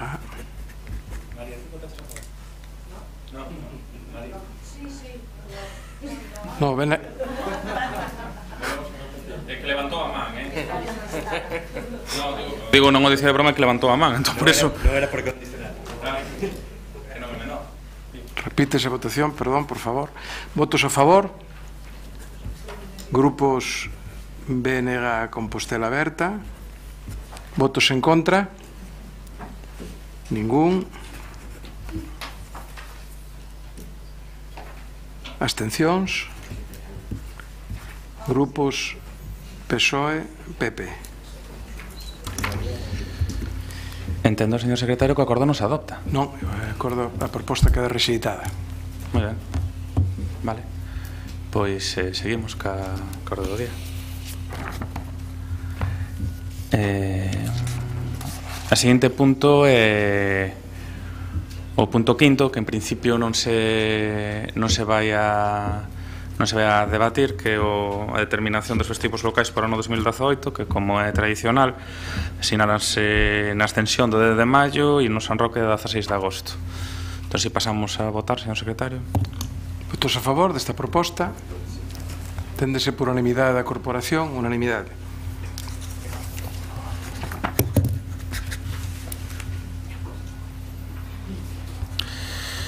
E pasaríamos ao punto 6 da orde do día, que é a aprobación do cuarto plan de igualdade do Concello de Santiago de Compostela. Marta, se faz defensa. Boa tarde de novo. Ben, este punto, como ben decía o alcalde, ten como objetivo presentar a aprobación o cuarto plan de igualdade. Dende o primeiro plan de igualdade para as mulleres, o municipio de Santiago de Compostela elaborou distintos plans e políticas destinadas a propiciar a igualdade efectiva entre homes e mulleres. Dende os 3 plans de igualdade anteriores, que o último, por certo, rematou en 2011, que se prorrogou ata 2012, e en estes momentos estamos nunha situación de prácticamente de baleiro, era máis que urxente e necesario, polo tanto, aprobar un novo plan transformador e efectivo. A loita contra as desigualdades de xénero segue sendo unha materia pendente no noso municipio, como é en todo o mundo. Compostela necesita un novo instrumento adaptado ao contexto actual que enfoque a equidade de xénero na súa complexidade e conte coas experiencias acumuladas tanto polas administracións públicas e, por suposto, coa participación dos colectivos de mulleres e o movemento feminista da cidade. Con este cuarto plan de igualdade quixemos destacar os retos para o presente e o futuro nesta materia, cunha perspectiva transversal, integral e multidimensional que teña en conta a voz e a experiencia das mulleres como suxeito activo, diverso e protagonista para enfrontarse ás múltiples desigualdades. porque estamos convencidas de que non podemos construir unha Compostela de dereitos e oportunidades para todos e todas se non somos capaces de garantir a igualdade real e a xustiza de xénero nos distintos ámbitos e dimensións do municipio. O cuarto Plan de Igualdade 2017-2020 nace coa vontade de converterse no instrumento común do Concello para combatir as desigualdades da nosa cidade e superar as situacións de discriminación que aínda persisten nunha sociedade patriarcal como a nosa. Para construílo partimos da diagnose sobre as desigualdades de xénero na nosa cidade que se realizou a finais do 2015 e tamén partimos dos datos do Observatorio Local de Igualdade de Xénero. Para a mostra deles, dese punto de partida, podemos remitirnos, por exemplo, á fenda de xénero no ámbito do desemprego de máis de 5 puntos entre homes e mulleres no noso municipio, sendo as mulleres as que ocupan a taxa máis elevada. Esa fenda, ademais, é unha fenda que se amplía a medida que aumenta a duración do desemprego. É dicir, hai máis mulleres desempregadas de longa duración que homes no noso municipio. E se nos remitimos tamén ás modalidades de contrato, as diferencias porcentuais acadan ata 11 puntos, sendo as mulleres as que maioritariamente contan cun grado maior de temporalidade e precariedade nos seus empregos, ben sexan contratos parciais, temporais ou discontinuos. Tamén nos salarios apreciase unha fenda de xénero que acada unha diferencia media de máis de €1 hora nos traballos entre homes e mulleres na cidade de Compostela. Pero estas importantes desigualdades de xénero tamén se reproducen noutros ámbitos como o acceso ao poder político e económico, no benestar, na cultura ou no deporte.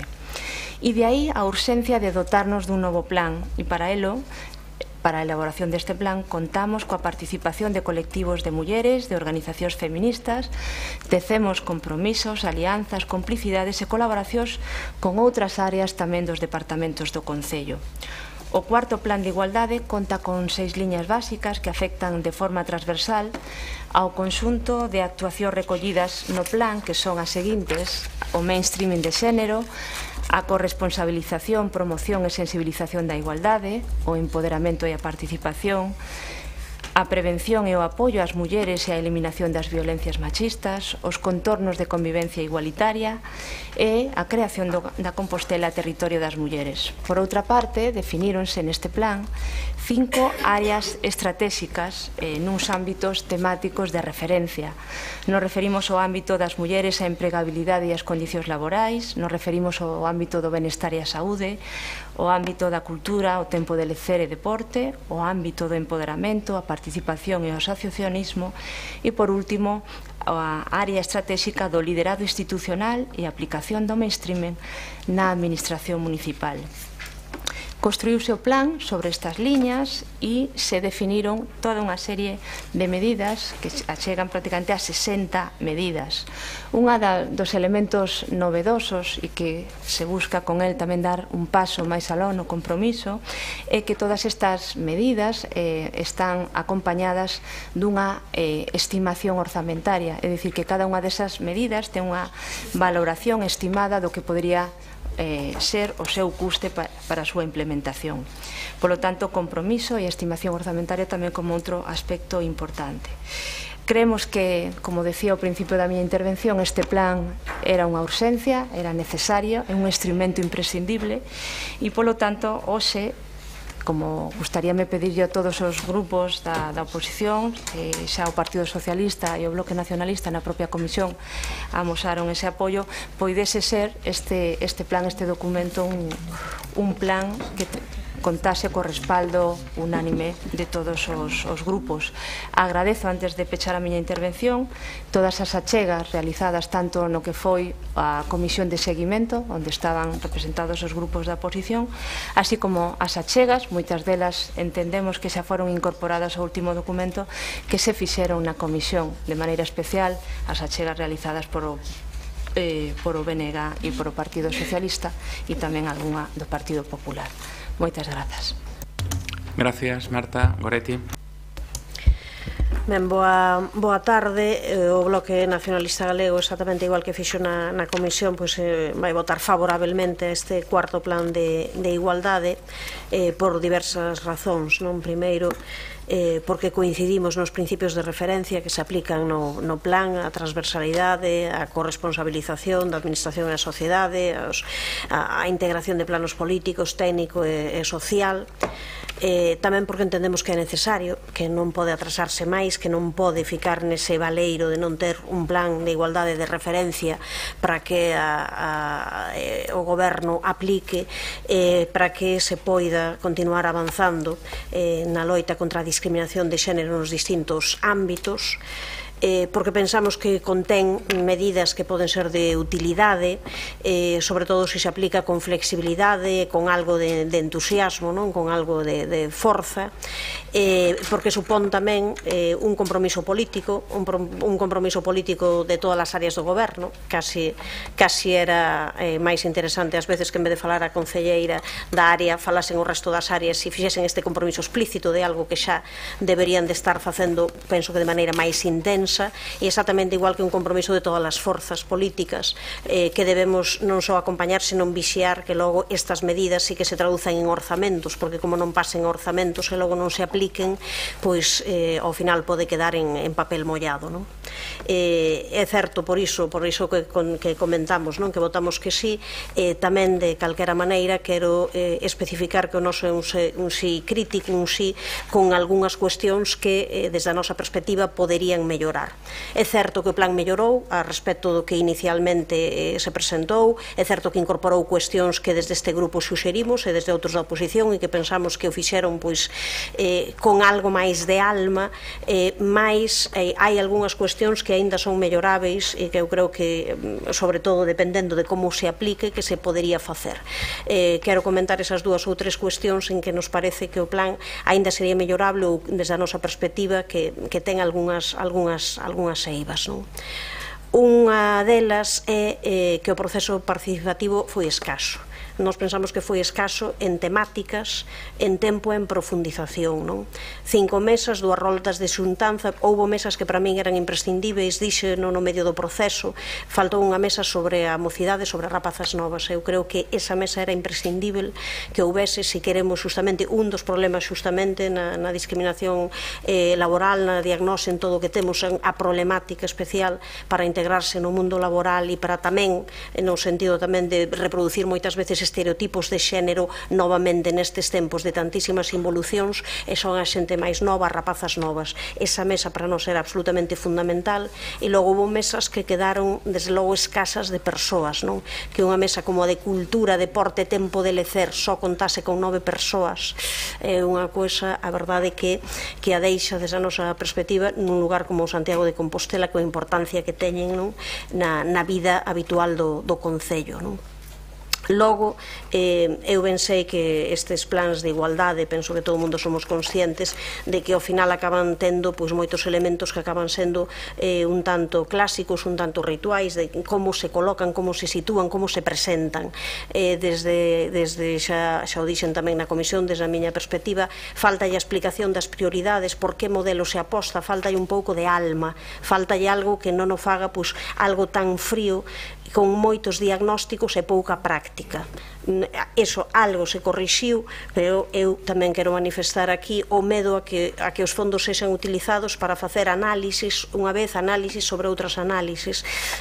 Aquí, claro, hai algunhas medidas aínda, xa sei que en algunhas se corrixiron, en que os fondos sexan utilizados para iso, ás veces parece un orzamento excesivo se non se deixa pé a que iso tamén se utilice para a práctica derivada desas análisis. En algúns casos xa sei que se corrixiu, hai algunhas que eu tamén as quero sinalar que non, claro, 17.900 euros orzados para deseñar un mapa das necesidades das persoas maiores de Compostela, sobre todo, ademais, porque eses orzamentos non deberían ser só de igualdade, algo que non se contemplou, debería de ser, claro, os 12.000 euros da medida 10, outra vez elaboración dunha diagnose con perspectiva de xénero de seguranza dos espazos públicos municipais.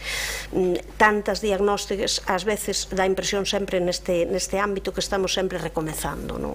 Aparecen temas, a temática, os horarios, o eterno problema. Hai xa moito escrito sobre iso.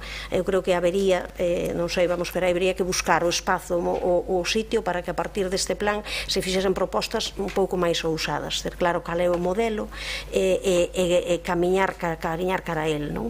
E moitas das cuestións realmente xa o que hai que facer é poñelas en práctica desde as distintas áreas de goberno. Moitas das cuestións xa aparecen aí, son vontade política. Eu creo que cabería era que ter un compromiso das distintas áreas de goberno de que se van enfatizar e que se van priorizar todos aqueles elementos que teñen que ver coa igualdade de xénero desde as distintas áreas, porque son algunhas das cousas que aparecen e onde aparece pois a consideración de isto xa se pode facer desde a área, pois xa se pode facer, fágase de maneira moito máis efectiva, non?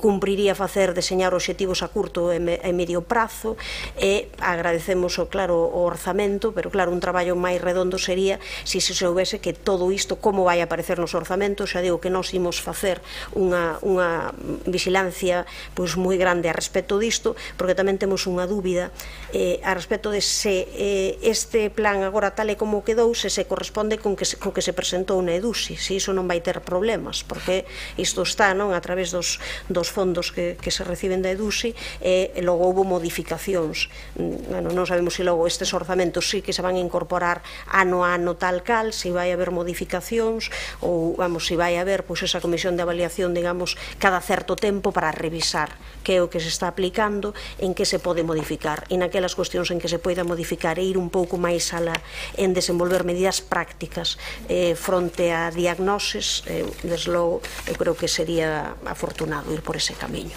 De todas as maneiras, xa digo que con estas cuestións que desde a nosa perspectiva poderían facer que o plan fose mellor, o plan é necesario. Este Concello ten moitísimos problemas, moitísimas eivas en superar aínda moitas cuestións sobre discriminación de xénero. Temos que facer que participe moita máis tecido social aínda en todas as mesas, as discusións, non só os diagnósticos, senón as propostas xa de medidas prácticas para facer de aquí en diante.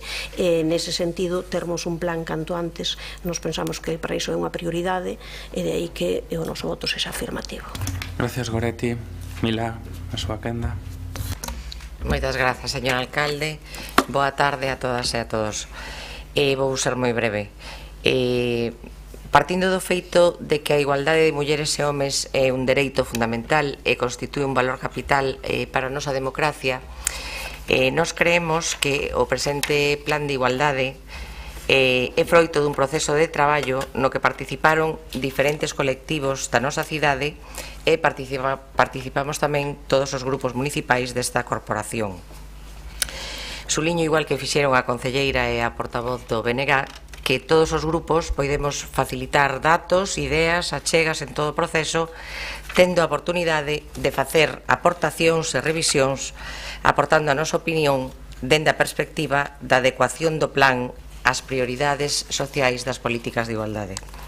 Pensamos que se trata dun documento que sí pode ser mellorable, pero que se nutriu das diferentes aportacións axustadas o máis posible á nosa realidade local para impulsar as políticas de igualdade. Polo tanto, só nos queda desexar que con este plan de igualdade se poida facilitar e materializar esta tarefa e nos permita avanzar no traballo para implementar ditas políticas.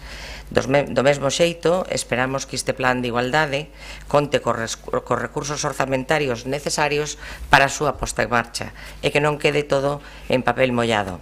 Creo que foi a mesma frase que dixo, verdad, a portavoz do BNG. É necesario, nos creemos que é necesario avanzar nesta reflexión conxuntamente, tanto no deseño como na xestión das políticas municipais de igualdade.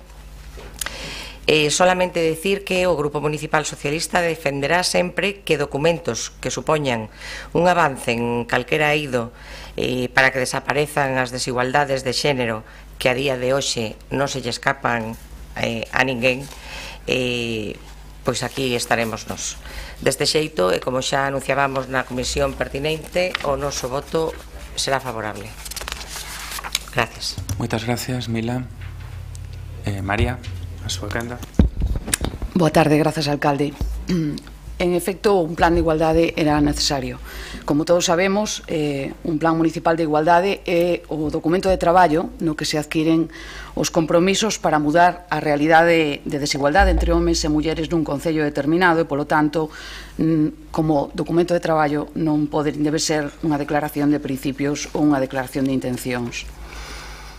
A elaboración dun plan de igualdade non é porque o diga eu, sino que a opinión que manteñen organismos, entidades e persoas expertas en políticas de igualdade debe partir necesariamente da avaliación das políticas de igualdade levadas a cabo no presente e no pasado do Concello. Isto pode ser paradóxico que non o dixera o Grupo Socialista, pero era necesario que falaran eles do seu plan de igualdade 2009-2011, que era o que o prorrogado ou de facto se estaba a levar a cabo no Concello.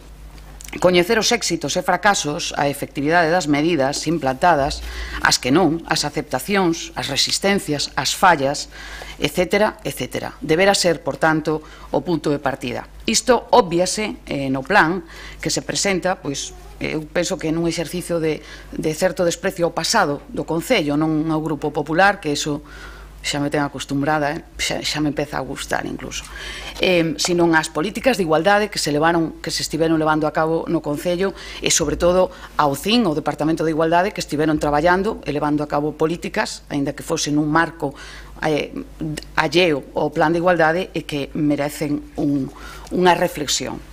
Aquel plan que, como digo, se levou a efecto ou prorrogado de maneira oficial ou non, porque de feito foi unha decisión consensuada entre técnicas e políticas, falo da anterior legislatura, para darlle, porque podría ser que tiña dosis iguais de declaración de principios, de complexidade, pero de ambición tamén, por que non?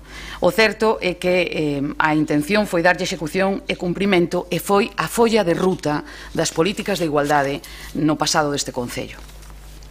Acompañado desa avaliación, a elaboración do plan de igualdade debe efectivamente partir tamén dun proceso de recollida de información que dea conta da situación do Concello en relación á desigualdade entre homes e mulleres. Certo é que tal información se pode recabar de fontes secundarias, como se fixo na diagnose deste plan, datos obtidos das páxinas web do Instituto Nacional de Estatística, do Instituto Galego, da Universidade de Santiago, etc., pero hai que sumar un traballo de campo ausente no plan, a pé de rúa, na procura da información das fontes primarias, de xeito directo, das persoas, do lugar e dos feitos que se pretenden analizar.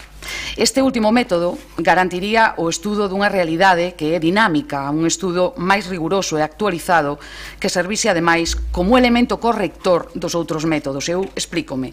Cando vemos a diagnose do plan, baseada en fontes secundarias, observamos que os datos corresponden ao período 2010-2014, polo que no momento no que comece a aplicación deste plan, que será 17 finais 18, os datos nos que se baseou teñen unha antigüidade de 4 anos, alo menos, cando non de 8. E a realidade social non é estática, é dinámica.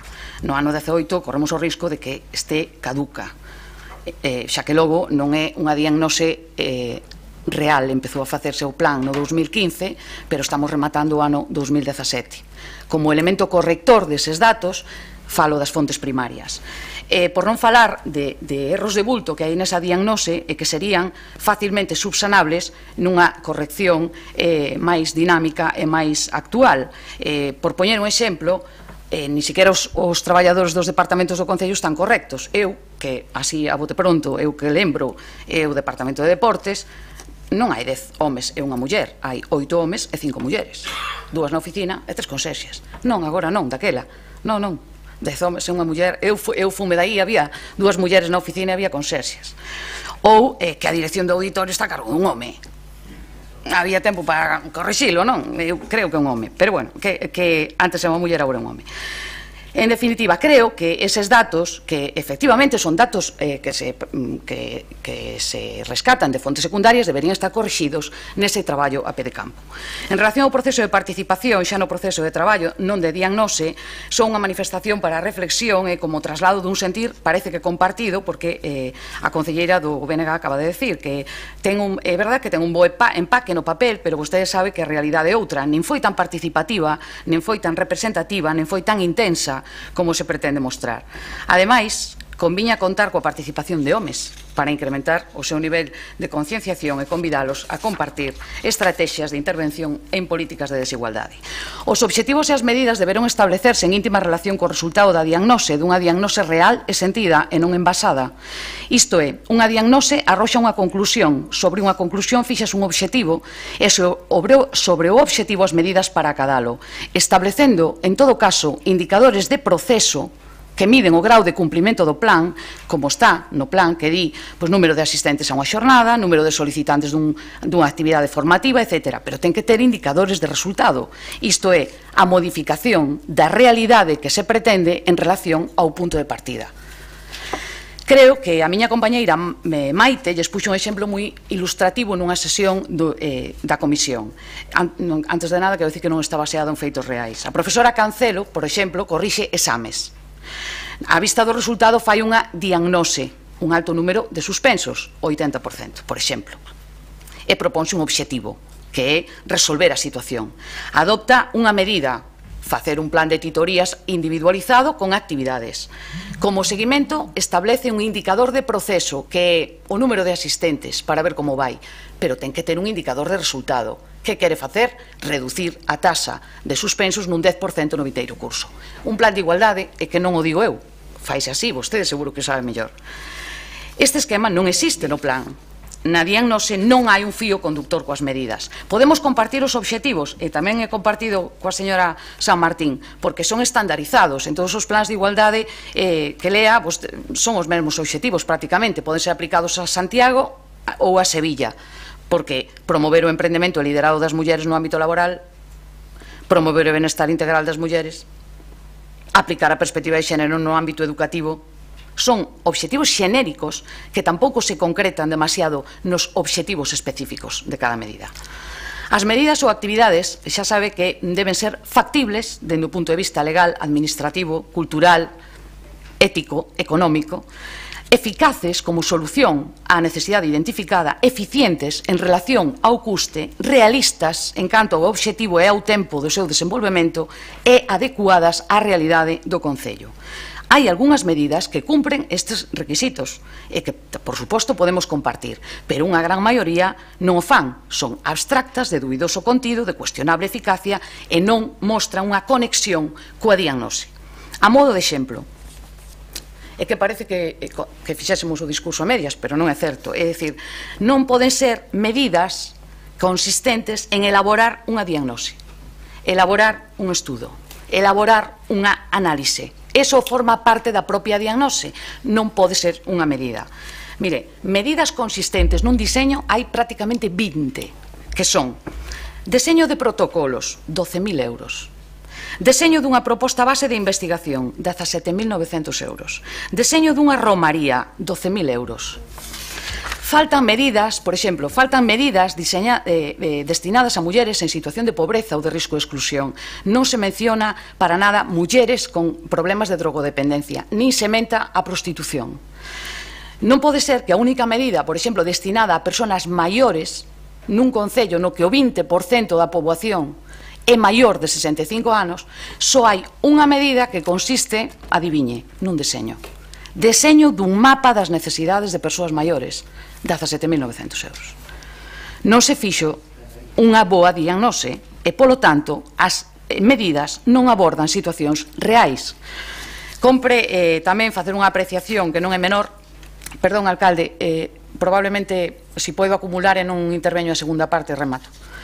Compre facer unha apreciación que non é menor dende un punto de vista financiero, aínda que non se prevén gastos para o presente exercicio. Vostede sabe que cando existe un compromiso económico cuantificado, como é o caso para os vindeiros anos, a Lei de Estabilidade exixe que teñan caixe no marco orzamentario plurianual. É necesario contar cun informe económico, alo menos, que garanta que ese compromiso non afecta a sostibilidade financiera ou o equilibrio orzamentario. O manifesto que vostedes asinan non ten ningún valor a este respecto, nin legal, nin administrativo, nin económico. E, polo tanto, podría decirse que este plan carece dun estudo económico polo que non se garante inversión algunha. Trátase, en definitiva, dun plan que non analiza as políticas de igualdade presentes no Concello nin o seu resultado. Non conta cunha análise real e directa das situacións de desigualdade no municipio, o que vicia as medidas e obxectivos, tendo as primeiras un elevado grao de indeterminación, establecéndose os segundos como desexos máis xenéricos que específicos, difíciles de avaliar como obxectivos cumplidos e carece de compromiso económico. Eu agardo que non conclúa desta exposición a simpleza de que o Grupo Municipal Popular non quere un plan de igualdade. Eu agradeceríalle que o valorase como unha diferencia de opinión, unha crítica constructiva, pero eu non vou ser un obstáculo para a aprobación deste plan. E por último, é moi importante, por eso é o último, debo falar do equipo encargado de elaborar o plan de igualdade, con todo o respeto absoluto ao persoal externo que levou a cabo a confección do plan e sen rexeitar en ningún caso a súa participación e a súa valía. Eu considero persoalmente, que deberon ser as técnicas do CIM, do Departamento de Igualdade, as que liderasen e coordinasen a súa elaboración. Por suposto, coa axuda externa que precisasen, mesmo coa mesma axuda, se elas o decidisen. E baseo a opinión en numerosos motivos obxectivos. En primeiro lugar, de respeto e recoñecemento ao seu traballo e experiencia, porque elas son as que coñecen a cidade, elas son as que coñecen a casuística, teñen o histórico das políticas de igualdade aplicadas, os resultados, as deficiencias. A súa experiencia é absolutamente necesaria e deberá liderarse, en ninguna dúbida, a elaboración do plan. Claro que poderían ter recibido directrices ideolóxicas da responsable política, obvio, pero dentro dun marco de traballo dirixida por elas e auxiliado por persoal externo, se ese fose preciso, e non ao revés. Por outra banda, a intervención delas garantiría a estabilidade do plan, a súa execución e, polo tanto, a súa eficacia. Un traballo a longo plazo debe ter máis consideración para os técnicos do Concello, son os que van quedar. Nos entramos, saímos e pasamos, pero elas son as que van a executar o plan, as que van a levar a cabo as medidas que se prolonga máis aló dunha legislatura. Por tanto, para min sigue sendo prioritaria a participación do persoal, pero é que para min está por enriba o lucimento dun departamento do Concello que o lucimento persoal dun concelleiro ou concelleira a que toque ou o que toque. Así que, dende un punto de vista estrictamente profesional, pola súa experiencia, pola súa trayectoria, deberán ser o equipo promotor. Máis nada, grazas. Gracias. Marta Lois. María, quedan de 2 minutos logo a segunda quenda. No, pero por lo que os saiba. Bueno, vou a facer unha valoración global das observacións que se trasladaron aquí agora nas intervencións dos grupos da oposición. A meirande parte delas, por suposto, xa foron debatidas e escoitadas, e en ese sentido recoñezo parte desas observacións. Estou pensando fundamentalmente nas observacións críticas que fixo a compañeira Goretti no marco da comisión de seguimento e da propia comisión, na que buscamos tamén que algunhas desas suxestións se poderan incorporar, pero eu o que boto en falta aquí un pouco no que foi a intervención dos grupos.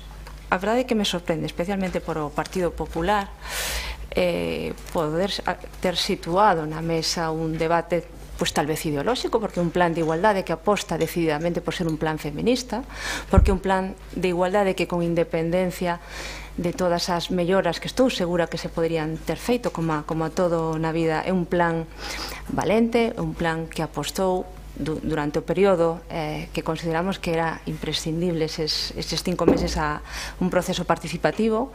Levouse a cabo unha amplia diagnose para pechalo en 2015 e atópame aquí que moitas das observacións, especialmente por Partido Popular, son observacións un tanto erráticas, un tanto confusas, que queren ter un certo barniz técnico e eu creo que están, en todo caso, faltando en parte a verdade deste traballo. Con independencia da miña trayectoria, o traballo anterior na elaboración tamén dos plans de igualdade, algunhas cousas que se dixeron aquí sobre os análisis previos de rúa ou si os análisis sobre os datos ata o 2014 van facer que este plan este obsoleto. Eu preguntaría ao Partido Popular dende o 2013 ata o remate do seu mandato si tanto estaba preocupado tamén por esa situación tan anómala ata o 2012 dun plan prorrogado, porque non fixo nada, porque non instou as técnicas e o CIN a facer algo. Hai unha avaliación, sí, do CIN que se fixo a finais do 2014, donde se dá conta que ata esa data, incluído polo tanto o exercicio de vontade política do Partido Popular, a porcentaxe de realización do plan non ascende nin ao 35%. Vale? A lembrarlle a señora concelleira do Partido Popular que hai responsabilidades tamén no pasado, e sí que miramos o pasado en ese sentido. E logo, respecto ao compromiso, e aquí retomo outra vez un pouco as suxestións tanto do Grupo Socialista como do BNG, trasladouse, sei que se pode entender en parte como un brindes ao sol, que non o é, porque os meus compañeiros e compañeiras do Grupo de Goberno sentáronse con esta concelleira para asumir o compromiso da transversalidade do mainstreaming deste plan, e polo tanto xa para o vindeiro ano, para os orzamentos de 2018, están incorporadas accións que forman parte deste plan. Polo tanto, eu creo que é un paso importante, hai un compromiso, e agardo que efectivamente se faga dende a oposición seguimento. Hai unha cuestión que tamén me preocupa, porque políticamente en este país, co tema da igualdade, moitas veces hai un nivel de incoherencia entre a necesidade verbal de comprometernos todas e todas coa igualdade e a veces as reticencias ou as tibiezas a pensar se os orzamentos ou as cantidades para poder facer políticas públicas de igualdade son excesivos. E o digo porque para min prefiro dar o debate ideolóxico e político, porque hai que seguir incrementando en maior medida as dotacións orzamentarias en materia de igualdade de xénero, que traer aquí se trouxeron outras ocasións exemplos precisamente de custes en materia de igualdade de xénero. Eu creo, eu non me vou a sumar a eso. Recoñezo que en algúns dos orzamentos se pode valorar, como así o fixemos, a incorporación de accións derivadas a estudios de diagnose.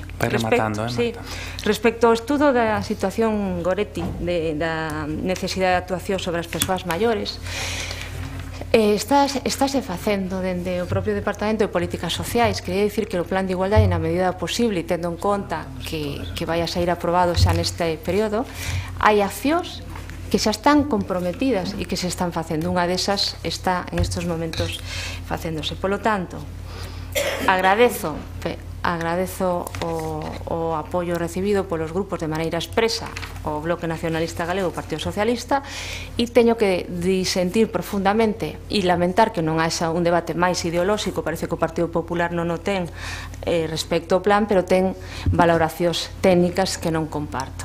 Moitas grazas. Goretti. Ben, como é habitual, cando facemos un voto crítico tendemos a enfatizar moito na crítica, tamén porque pensamos que é o noso deber intentar mellorar na medida do posible o que está feito, non? Eu comentei xa desde o principio que primeiro que era unha necesidade, e considero que eses principios de referencia des que falábamos, claro, moitas veces poden ser palabras que se poñen, indicadores que se poñen, si ese realmente sí que se aplican. Nese sentido, claro, cando se fala de transversalidade e comento comenta agora Marta Lois o tema dos orzamentos, claro, o importante sería realmente que gran parte destes orzamentos non saísen xustamente de igualdade, que a transversalidade fose xustamente que eso sexa un orzamento compartido e que se poida facer un seguimento dese tema. E nese sentido, claro, dentro do plan aparecen moitísimas medidas que teñen custo cero que os distintos departamentos xa poden estar facendo, que as distintas áreas xa poden estar facendo. E ese é un dos elementos que eu creo que é absolutamente fundamental para que o plan vai adiante. Eu creo que tamén é boa cousa, non? Xa que falamos así de recoñecer as cuestións, eu creo que en certa maneira porque que hai certos servizos, non? Que o poderían facer a custo cero e que do que se deduce que non o están facendo é algo bo que se faga, porque o que se está facendo justamente é enfatizar nas debilidades que temos. É evidente, eu coincido que os orzamentos que se poñen para o tema de igualdade, vamos, en ningunha administración son suficientes. Estamos sempre moi por debaixo daquelas cantidades que deberíamos estar utilizando. De todas as maneiras, nós, xa digo, co apoio explícito a este plan que fixemos, desde logo co agradecemento de que se recollesen algunhas das nosas cuestións e que se incorporasen despois ao texto definitivo, mais tamén con toda a vigilancia para que estas cuestións se leven a cabo, porque ese creo que é justamente o papel que nos corresponde, non? Moitas gracias, Goretti. Mila.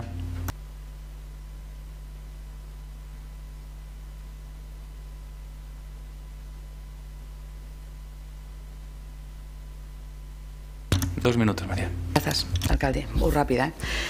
Eu non dixen en ningún caso que fose moita inversión, Eu non dixen nada diso. Excusatio non petita, accusatio manifesta. Eu non dixen nada. Mire, as valoracións non son erráticas ou confusas, son molestas, porque son verdade. Certo que o plan de igualdade anterior era complexo, acabo de decilo. É certo tamén que, pregunte, porque hai pasado, certo que houve conversas entre as técnicas e as políticas acerca de continuar na súa aplicación ou tentar facer algo, ou poderíamos chegar e derogalo ou non aplicalo porque era de outro goberno, por exemplo, como se fixo con algunha ordenanza, verdad? Porque como non me gusta, que non é mía, pois acabo con el. Ou intento aplicalo.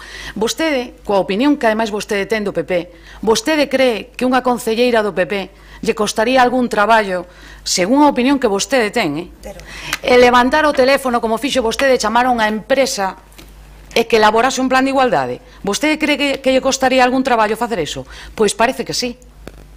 A vostede non lle costou tanto. Mire, máis nada, grazas. Gracias, María. Señor secretario, pasamos a votación. Votos a favor da aprobación do cuarto plan de igualdade do Concello de Santiago de Compostela. Votos a favor. Compostela Berta, BNG, PSOE. Votos en contra, cero, ningún. Abstencións, Grupo Popular. Por lo tanto, quedaría aprobado o plan. Pasaríamos logo ao punto número 7 do orde do día, que é unha proposición do Partido Popular sobre medidas a adotar en relación co cobro indebido de plusvalía procedente do imposto polo incremento de valor dos terreos de natureza urbana. Quen fai defensa? Don Manuel, a súa quenda. Sí.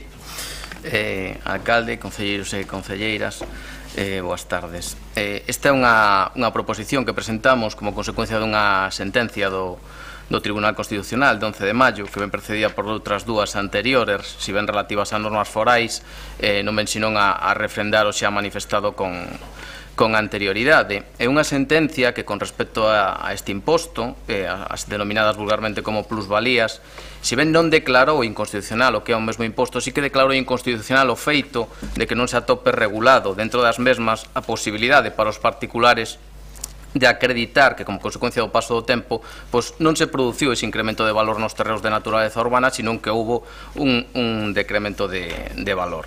Hai que ter en conta, ademais, que estamos falando de un tributo que, no que é o caso de Galicia, están a aplicar 115 concellos, e os ingresos que recaudan estes concellos como consecuencia deste tributo é o 4,7% dos ingresos totais de todos os concellos galegos por impostos directos. No ano do período 2012 a 2015 o que se recadou por parte destes 115 concellos como consecuencia deste imposto foron 55 millóns de euros. E no ano 2016 o Concello de Santiago tivo uns dereitos recoñecidos como consecuencia deste imposto de 2,9 millóns de euros. Entón estamos a falar dun imposto que ten unha repercusión importante no que é a vida municipal. E as estimacións que se están facendo en Galicia como consecuencia desta sentencia están falando de 18.300 liquidacións que se poderían ver afectadas. Por iso, o que presentamos aquí é unha proposición que vai encamiñada a que o Concello faga un estudio, faga unha estimación, tampouco hai que facer unha tesis doctoral, sino simplemente estimar a cantos veciños e veciñas de Santiago poderían estar afectados como consecuencia desta sentencia, sempre coa prudencia que marca o feito, como por aí manifestou con posterioridade, de que o Estado ainda ten que facer os seus deberes e establecer unha regulación sobre este tema, pero o que está claro é que se non temos un estudio previo, se non temos unhas estimacións, despois, cando o Estado faga a regulación, sí que nos pode pillar o toro polos cornos teremos problemas, non? Despois a xente podese queixar polo feito de que non se lles efectúe, se procede, no seu caso, a devolución dun xeito áxil e eficaz, que neste sentido sí que hai que ter en conta que o Concello en ningún caso vai ter que elaborar instrumentos de devolución que non sexan os que estén marcados na propia lei, pero que agora mesmo eu, salvo que me equivoque, non atopei nada na página web que informe aos posibles afectados na cidade de Santiago como consecuencia desta sentencia, ni siquiera un mero enlace dentro da propia página web ou unha información ali recollida. Imagínome que se estará facendo desde os propios servicios de recaudación municipal, pero non estaría de máis que o que pedimos a través tamén desta moción de que se colgue na propia página web información sobre este tema. E logo, con respecto ao Estado, sí que lle reclamamos tamén que regule dunha vez este tema. Estamos falando dunha sentencia de maio, ata de agora ainda non se estableceu ningún tipo de regulación, e se atendemos o que é a normativa existente, aquí sí que hai un certo, digamos, berenjenal, porque de acordo ca lei orgánica do Tribunal Constitucional, as sentencias declaratorias de inconstitucionalidade en principio non afectarían a todos aqueles procedimentos que tiveran cousa de cousa xuzgada. E que, además, o propio Tribunal Constitucional xa ten manifestado en algunha sentencia que estas declaracións de inconstitucionalidade só son eficaces de cara ao futuro. Concretamente, con respecto a unha sentencia de 20 de febreiro de 89 con respecto á lei do IRPF, marcou este tipo de tendencias, pero, sin embargo, vémonos con que hai sentencias de xuzgados que están obligando aos concellos a devolver as cantidades cobradas como consecuencia deste imposto porque os particulares non puderon acreditar que se produxo un decremento de valor. E é máis, hai incluso algún concello que regulou pola súa conta nunha ordenanza municipal como habería que entender que se produxo esa pérdida de valor e os propios tribunais ainda encima declararon no nulo. Entón, claro, desde o punto de vista dun particular nos entendemos que primeiro, non sabemos cantos estarían afectados no Concello de Santiago, pero logo tamén, se eu fora un dos afectados, gustaríanos saber exactamente que é o que vai facer o Concello dentro sempre das súas posibilidades, repito, e logo tamén o Estado. O Estado non pode demorar este tipo de actuación por moito máis tempo, pola importancia deste imposto por todas aquelas persoas as que se ven afectadas, e creemos que nós como concelleiros e esta corporación está obrigada tamén de recordarlle ao Estado que ten que actuar. E tamén unha cosa moi importante, o Estado non só ten que regular isto porque lo manda o propio Tribunal Constitucional, e que tamén ten que establecer mecanismos de compensación, porque, como dixen anteriormente, este imposto non é un imposto menor nos 115 concellos afectados e, sobre todo, tendo en conta a situación económica actual. Mais nada. Moitas gracias, Manuel. Rubén, a súa quenda. Sí, moitas grazas, señor alcalde. Eu vou ser extremadamente breve, porque con esta proposición nos pasa unha cousa que non nos pasa demasiado frecuentemente, non? E é que suscribimos ao 100% a proposición do Partido Popular, pero tamén suscribimos a posición do Tribunal Constitucional, non? Quer dicir, eu creo que isto é unha cuestión de xustiza, quer dicir, non ten ningún sentido que alguén teña que pagar un imposto de plusvalía na venda dun inmóvel que tivo unha perda de valor e que, polo tanto, non existe realmente ese feito imponible desde o noso punto de vista e, polo tanto, que hai que artellar son os mecanismos efectivos para que os veciños e as veciñas que se pudieran ver afectados por esta sentenza teñan facilidades para poder recobrar eses diñeiros indebidamente cobrados polos concellos e, por outra parte, que os mecanismos sexan o máis áxiles e accesíveis posibles. Por lo tanto, nos suscribimos a literalidade da proposta e vamos a votar favorablemente. Paco. Gracias, señor alcalde. Pois o certo que nós tamén coincidimos con esta proposta. É certo que nos atopamos con un imposto que grava as coñecidas como plusvalías. É certo que o que se fai é non ter en conta a auténtica revalorización real do terreo do chan urbán, sino que unha revalorización teórica que non sempre se dá na práctica, particularmente ca crise económica que temos en riba, particularmente no que fai referencia ao mercado inmobiliario. Tamén é certo, habería que aproveitar para decir que probablemente moitas das persoas que si tiveron plusvalías no seu momento, debido a este método de cálculo, non pagaron o imposto que deberían precisamente co incremento real da plusvalía. Eso tamén é certo. Pero neste momento, ademais de ter un prezo moi inferior ao mercado cando teñen que realizar, se suma, ademais, ter que pagar un imposto por unha plusvalía que non existe. É certo que di, con respecto ás sentenzas do Tribunal Constitucional, que fan referencia primeiro á limitación do dereito á defensa do artigo 24 da Constitución, tamén o mesmo porque o gravar unha renta ficticia se vai contra o deber de contribuir de acordo ca capacidade económica, tamén dereito constitucional. Non é un fallo, como moi ben dixo tamén o ponente do Partido Popular, aillado, coincide con outros moitísimos pronunciamentos, particularmente en tribunais superiores de xustiza de varias comunidades autónomas, Cataluña, Canarias, Murcia, Castilla-Mancha, etc. O problema está efectivamente na devolución dos pagos indebidos. É certo, a partir da sentenza do Tribunal Constitucional do 89, que consagra a doutrina pro futuro e, polo tanto, que habería que presentar a reclamación, pero non é menos certo que a lo mellor se pode valorar a posibilidade de devolución do ingresado vía indemnización de responsabilidade patrimonial de administración. Digo algo que os técnicos teñen que avaliar se esta se reclama á propia administración, non? O digo por unha sentenza tamén do Tribunal Supremo, neste caso, que facía referencia a, neste caso, a outro tipo de imposto, o imposto de xogo, non? Polo tanto, esa é unha posibilidade. Hai que dicir que os intereses de demora sí que non é necesario presentar a reclamación, a lei os susume, que o prazo de reclamación de devolución das plusvalías, pois pola lei de facendas locais estaríamos en tempo perfectamente de facelo, que se afora evidentemente as tasas judiciais, que facilmente estarían nunha media entre 300 e 400 euros, e nós o que pensamos é que se os técnicos do Concello entenden que se pode seguir esta vía, pois que o Concello dé a coñecer esta posibilidade, ofreza un modelo de reclamación e, polo tanto, facilite a posibilidade de devolución a aquelas persoas que evidentemente pagaron un imposto cando esa plusvalía non existía, máis ben era unha minusvalía. Moitas grazas. Gracias, Paco. María Rozas. Boa tarde a todos e a todas. Nos estamos de acordo en esta proposición en parte. Probablemente esteamos de acordo no fondo, pero creo que hai cuestións que se mencionan na exposición de motivos en algún dos acordos que dá lugar a unha idea equivocada. De feito, despois escoitando algunha intervención, creo que dou lugar a esa idea equivocada, que é o lugar da implicación que teñen os concellos e a responsabilidade que teñen os concellos a hora de devolución das plusvalías e do que se pode facer a día de hoxe, non?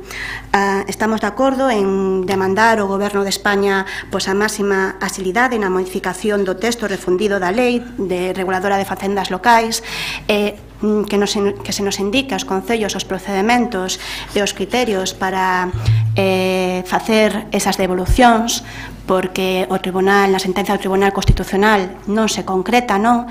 Existen diferentes estudos e circulares, como pode ser a da CEMP, que indica que toda aquela plusvalía firme antes da sentenza do Tribunal Constitucional non debe procederse a súa devolución, polo que comentaba o voceiro do Partido Popular, que se exclúen todo acto que non sexa un acto futuro a partir da sentenza do Tribunal Constitucional, pero en casos anteriores pois vimos criterios diferentes, non? Que sí que se aplicaban de forma retroactiva, e a día de hoxe, 5 meses despois da sentencia do Tribunal Constitucional, os concellos non sabemos cal vai a ser a solución. Falábase que na Lei de Orzamentos do Estado do 2017 se metería unha disposición transitoria, non se fixo, e a verdade é que temos bastantes peticións, reclamacións e petición sobre todo de información, non? E o único que temos os concellos pois é unha circular da CEMP que indicaba dúas cuestións, como comentaba antes. Primeiro, que o pago de plusvalías firmes anteriores á sentenza do Tribunal Constitucional, calquera reclamación debe desestimarse, polo menos mentras non se posicione o Goberno do Estado. Isto é o que di a CEMP. Con esta premisa, o Concello de Santiago non tería que devolver porque non cobrou, e agora explico porque está vinculado ás medidas que adoptamos da sentencia do Tribunal Constitucional, non cobrou ningunha plusvalía posterior na que se dixera que había un incremento de valor.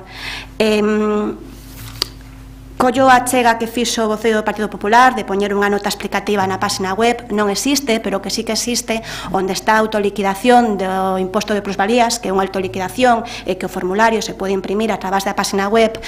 No propio imposto de plusvalías, a raíz desta sentenza, foi modificado incluindo un novo apartado onde se pode indicar se hai incremento de valor ou non. Todos aqueles impostos de plusvalía no que se indicou que non había incremento de valor a partir desta sentenza non están a ser tramitados nin cobrados polo Departamento da Tesorería Municipal á espera de que o Estado nos diga como proceder, non? Pero de todas formas podemos incorporar unha explicación na propia página web, unha explicación que se está dando por parte do Departamento de Atención ao Contribuinte, non? Así que estamos de acordo pois en instar ao Goberno de España máximas agilidades, sobre todo para resolver esa inseguridade xurídica onde nos atopamos os concellos e tamén os contribuintes. Por suposto, tamén é necesaria unha compensación, así o indica a circular da CEMP do mes de agosto, unha compensación por esa responsabilidade patrimonial. Ao final, este imposto era un imposto estatal. Os concellos tiñamos replicado o que decía pois a regulación estatal, non? Mais na proposición do Partido Popular, nalgúnha parte do texto, en un dos acordos, en concreto o segundo, dá a indicar que os concellos poden adaptar medidas, non, para a devolución. De feito, pois dice, e leo literalmente, que se proceda a adoptar medidas tendentes a facilitar a devolución das cantidades indebidamente recadadas, ou no acordo número 2, articular as medidas que se consideran necesarias para facilitar a devolución ás persoas contribuintes afectadas das cantidades indebidamente recadadas a través do imposto de plusvalías. Estou totalmente de acordo, pero que non estamos en disposición de facelo como concello, nin nós, nin o resto de concellos, non, porque nos falta pois esa modificación legal por parte do Estado. E lendo esta moción, un veciño, cando lea este acordo, pode chegar á equivocación de que o Concello podemos xa agora tramitar as devolucións, cando non podemos, non? E por eso, pois, eran estas cuestións as que me xeraba dúbidas da proposta, non? A min gustaríame propoñer, se fora posible, que me dixera o voceiro do Partido Popular a posibilidade de votar por puntos os acordos. Gracias, María. Manuel, segunda quenda. Sí, moi breve. Eu creo que na miña intervención xa o deixei moi claro. Igual, desde o punto de vista da redacción, pois, pode ter razón a concelleira de que podese dar lugar a interpretacións, pero na miña intervención creo que foi moi claro. Dixen sempre que primeiro tiña que regular o Estado e que o Concello devolvería sempre que eso fora determinado por parte da normativa estatal. E a proposición que vai encamiñada é simplemente como o que poñer un apartadito nun formulario pois non é suficiente, nin nadie se vai enterar de que se puxe un apartadito nun formulario salvo que vayas directamente a él. Entonces, nos o que pretendíamos con esta proposición é que se informe aos cidadáns que poidan estar afectados por este tipo de circunstancias, que se faga unha estimación polas repercusións que pode ter económicas. É certo que non vai afectar a todo o mundo, pero sí pode afectar unha parte importante de ser 2,9 millóns no caso do Concello de Santiago, pero repito, o Concello en ningún caso pode ir fora da lei. Xa citei, por exemplo, o caso dese Concello que regulou pola súa conta de risco nunha ordenanza como había que entender o que era a perda de valor e os propios tribunais declararon nulo. Por eso, nos no punto terceiro recollemos instar ao Estado, o Goberno de España, a que regule isto dunha vez por todas, diga como se ten que facer a devolución ou se procede ou non a devolución e en función deso actuar consecuentemente e sempre compensando os concellos por esa perda de valor. Entonces, desde ese punto de vista non vamos a aceptar a votación por puntos. Moitas gracias, Manuel. Algo que engadir, Rubén? Algo que engadir, Paco? Sí. No, moi pouco, con respecto precisamente ao punto 2, non, de articular as medidas que se consideran necesarias para facilitar a devolución.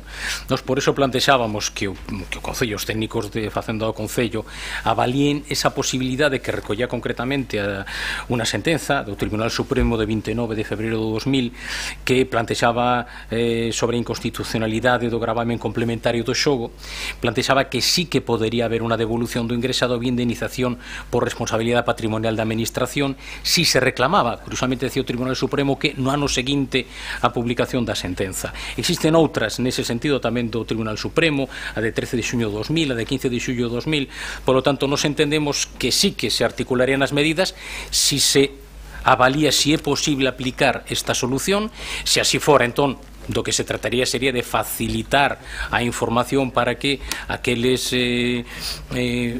veciños afectados poideran presentar a súa reclamación o máis asiña posible, polo tanto poder proceder a súa devolución. Insisto, si que os técnicos de Facenda entenden que é posible aplicar estas sentenzas a este caso. Grazas, Paco. María.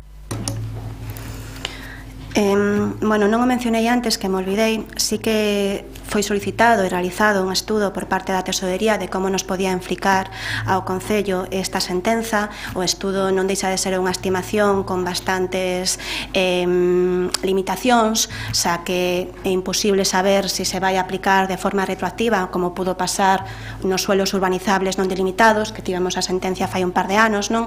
Así que de momento pois é un estudo bastante limitado, ainda que sí que é certo que aflora un escenario non demasiado bo para a situación económica do Concello, non? Eu non dubido, Manuel, da túa postura, non dubido en ningún momento, de feito comparto a intervención que se fixo aquí, a intervención foi clara, pero a realidade é que na moción, por escrito, e os acordos non é tan claro, non? De feito, fálanse de que o Concello adopte medidas, en ningún momento estas medidas quedan condicionadas á espera de que o Estado tome a súa decisión e faga os deberes, non?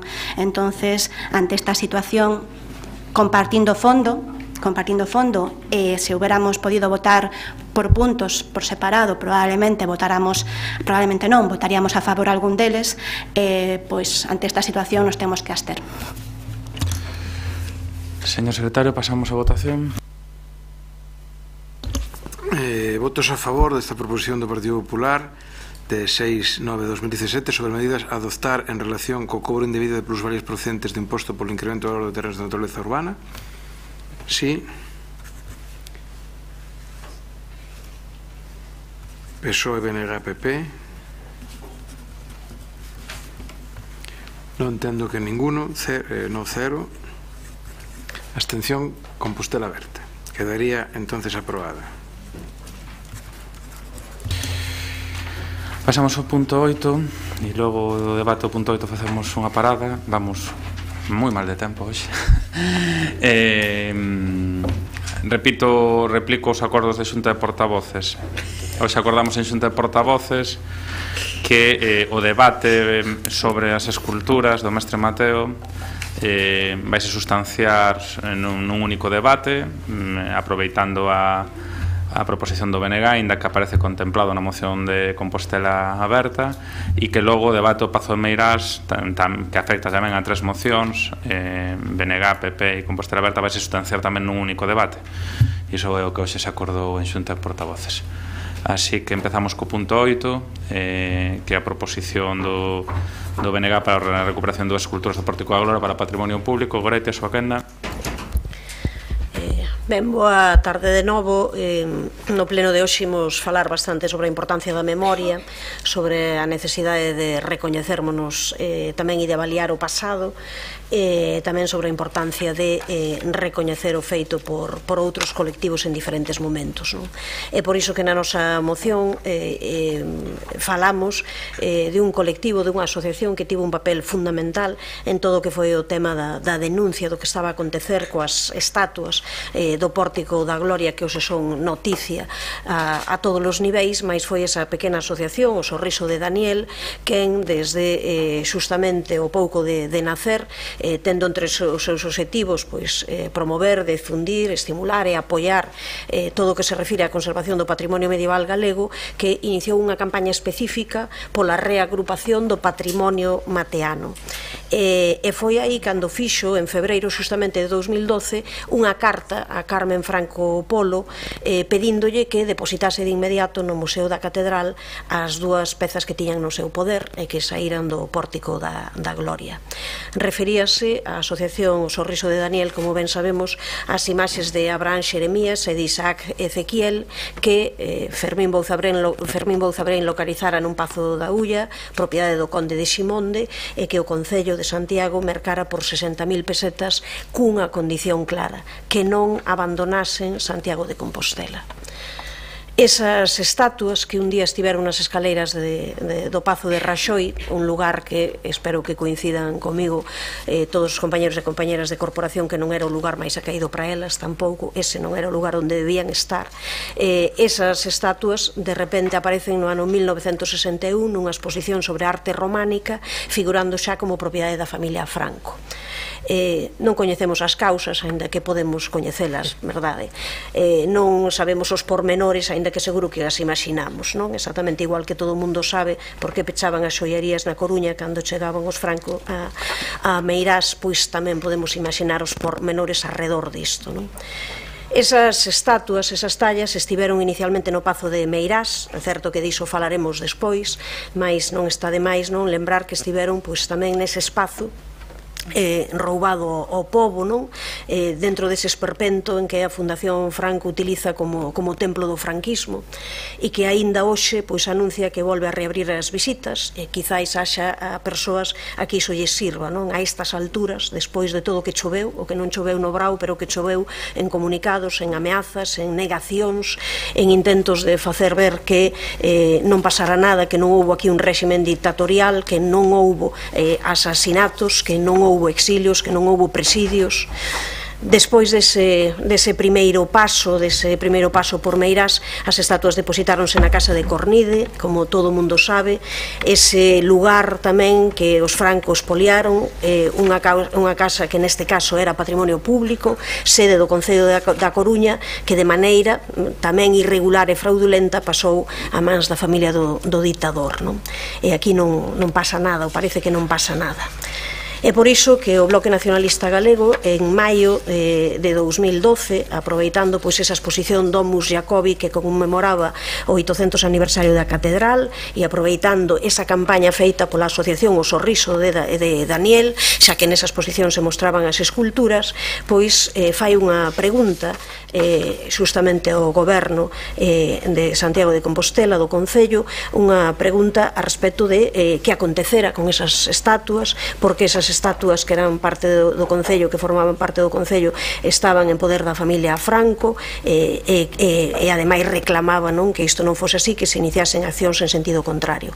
Respondeu a esa pregunta feita o 25 de maio de 2012, o 18 de xuño de 2012, a concelleira do Partido Popular, Amelia González Brandariz, indicando que non constaba ningún documento que acreditase a cesión ou a venda das esculturas e que se intentara facer distintas xestións sobre o tema, pero que non obtiveran resposta por parte do administrador da familia Franco e que esperaban poder facer algunha xestión a este respecto. Eu mesma tamén, no acto de presentación pública na propia catedral, diante dos medios que recolleron o tema, que por tanto están nas hemerotecas, reclamei que estas estatuas pasasen ao patrimonio público hai case un ano, no momento en que se presentou a exposición que levaría estas imaxes primeiro ao Museo do Prado e despois ao Pazo de Xelmírez, onde están agora. Ali escoitaron as miñas palabras, entre outras persoas, Anxo Lorenzo, como secretario xeral de Cultura, e o propio alcalde desta cidade, Martiño Noriega. E daquela registramos, como tamén saben os membros desta corporación, unha moción similar a que hoxe defendemos, que a última hora retiramos por existir un temor, o temor a que finalmente desaparecesen da exposición organizada pola Real Academia de Belas Artes, atendendo ás demandas da organización. A intrahistoria tamén é relevante, tamén é importante para saber como se produciron os feitos. E por iso, en que a ninguén lle debe extrañar que hoxe traíamos de novo esta proposición dun tema que sempre nos preocupou, para recuperar xustamente as dúas esculturas do Pórtico da Gloria para o patrimonio público e para o Concello de Santiago, que é o seu lexítimo propietario.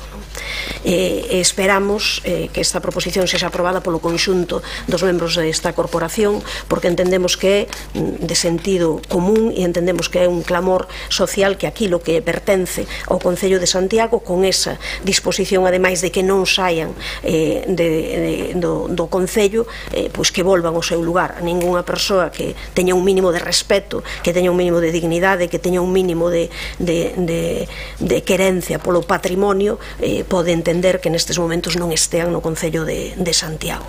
As resolucións justamente desta proposta son ben claras, que o Goberno Municipal inste a Xunta de Galicia para iniciar con carácter de urxencia o procedimento para a declaración de ben de interese cultural das esculturas, a investigación exhaustiva nos arquivos municipais que demostren que condicións saíron estas pezas das instalacións municipais e o procedimento, que se inicie o procedimento para recuperar para o patrimonio municipal as dúas tallas do mestre Mateo que foron mercadas en 1948 polo Concello de Santiago con esa condición de non saíren.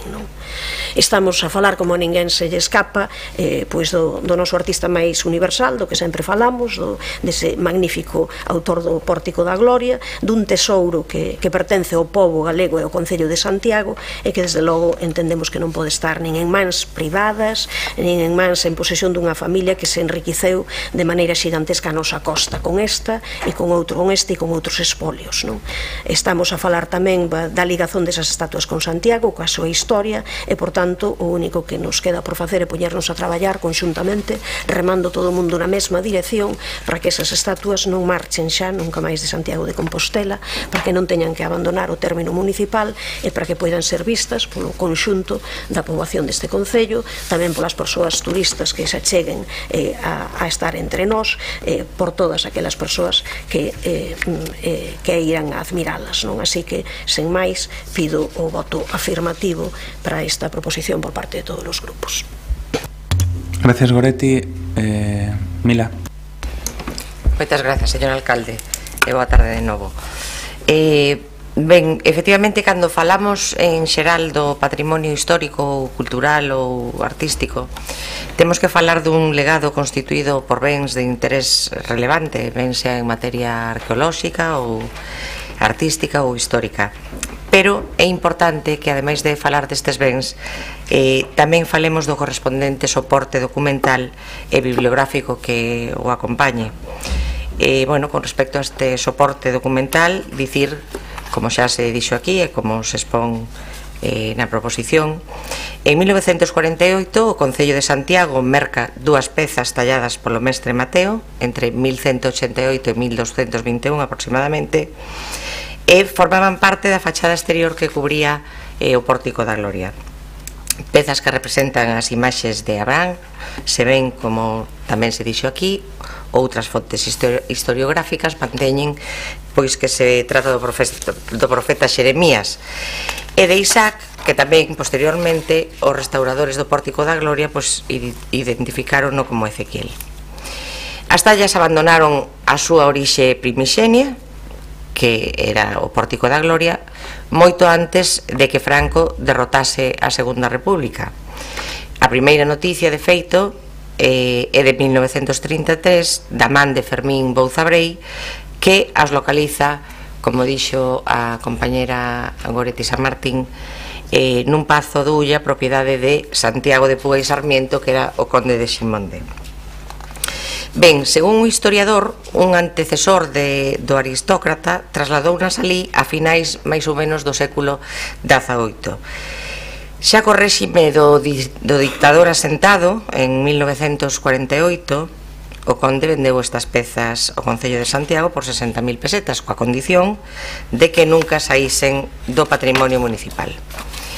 Do contrario, a indemnización sería de 400.000 pesetas, ben a él ou aos seus herdeiros. As imaxes, tamén dito aquí, decoraron un tempo as escaleiras deste Pazo de Raxoi. Pero en 1961, na exposición El arte románico, cando as esculturas xa aparecen identificadas como propiedade de Su Excelencia el Jefe del Estado e provenientes do Pazo de Meiras. A día de hoxe, a realidade é que as dúas esculturas están en mans da familia do dictador. Aínda que diferentes versións, opinións recollidas en distintos medios afirman que en pleno franquismo, alá por 1960, o Concello ofreceunas como agasallo a Franco, o certo é que non deixan de ser eso, opinións e versións, pois porque non hai ningún documento que acredite ese agasallo.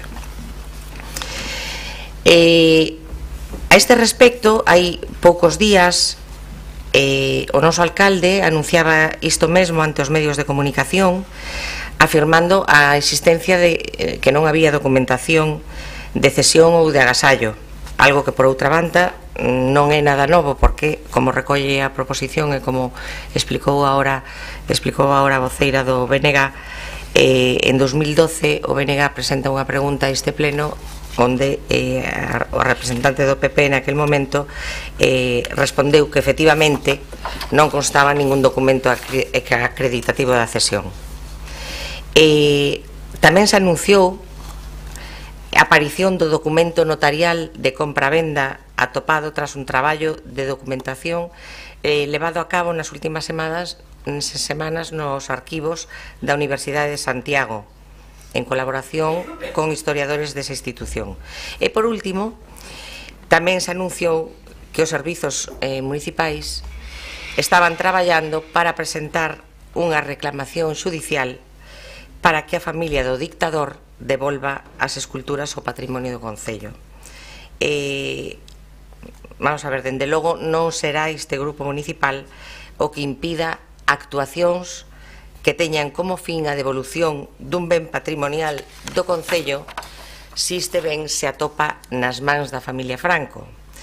Pero o que tamén lle gustaría ao meu grupo municipal é que este tipo de decisións, na medida do posible, se informasen dun xeito máis institucional, como se fai con outros temas, antes de tomar unha decisión informada á prensa, que si ben se trata, isto quero deixar claro, dunha decisión que si está en todo o seu dereito de tomar unilateralmente o equipo de goberno, home, unha diferencia cos que formamos parte desta corporación e que tamén representamos a esta cidade, pois non estaría por demais.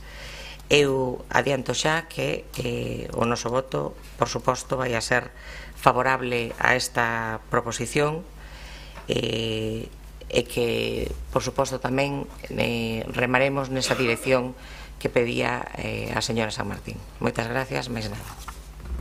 Gracias, Mila. Por parte do Partido Popular, María Corral. Grazas de novo.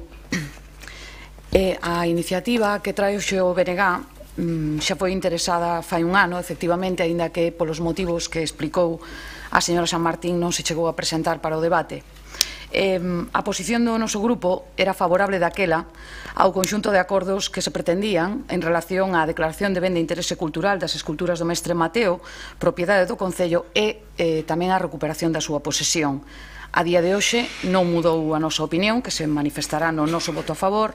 O que si mudou e que parece que favorece o resultado da iniciativa é a aparición do título de propiedade das esculturas, polo que o Concello xa está en condicións de interpor as accións xudiciais que os servizos xurídicos consideren oportunas tendentes á recuperación das pezas ou de realizar as xestións previas, como parece que se está facendo, tendentes a alcanzar unha solución extraxudicial favorable ao Concello en calquera caso. Non vou a valorar a iniciativa de Compostela Aberta por unha cuestión de respeto ao BNG.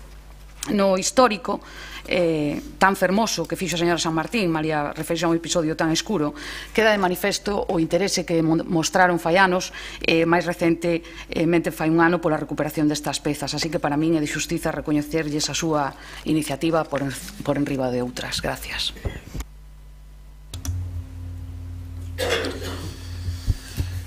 Bueno, vou a intervir eu por razóns obvias neste tema.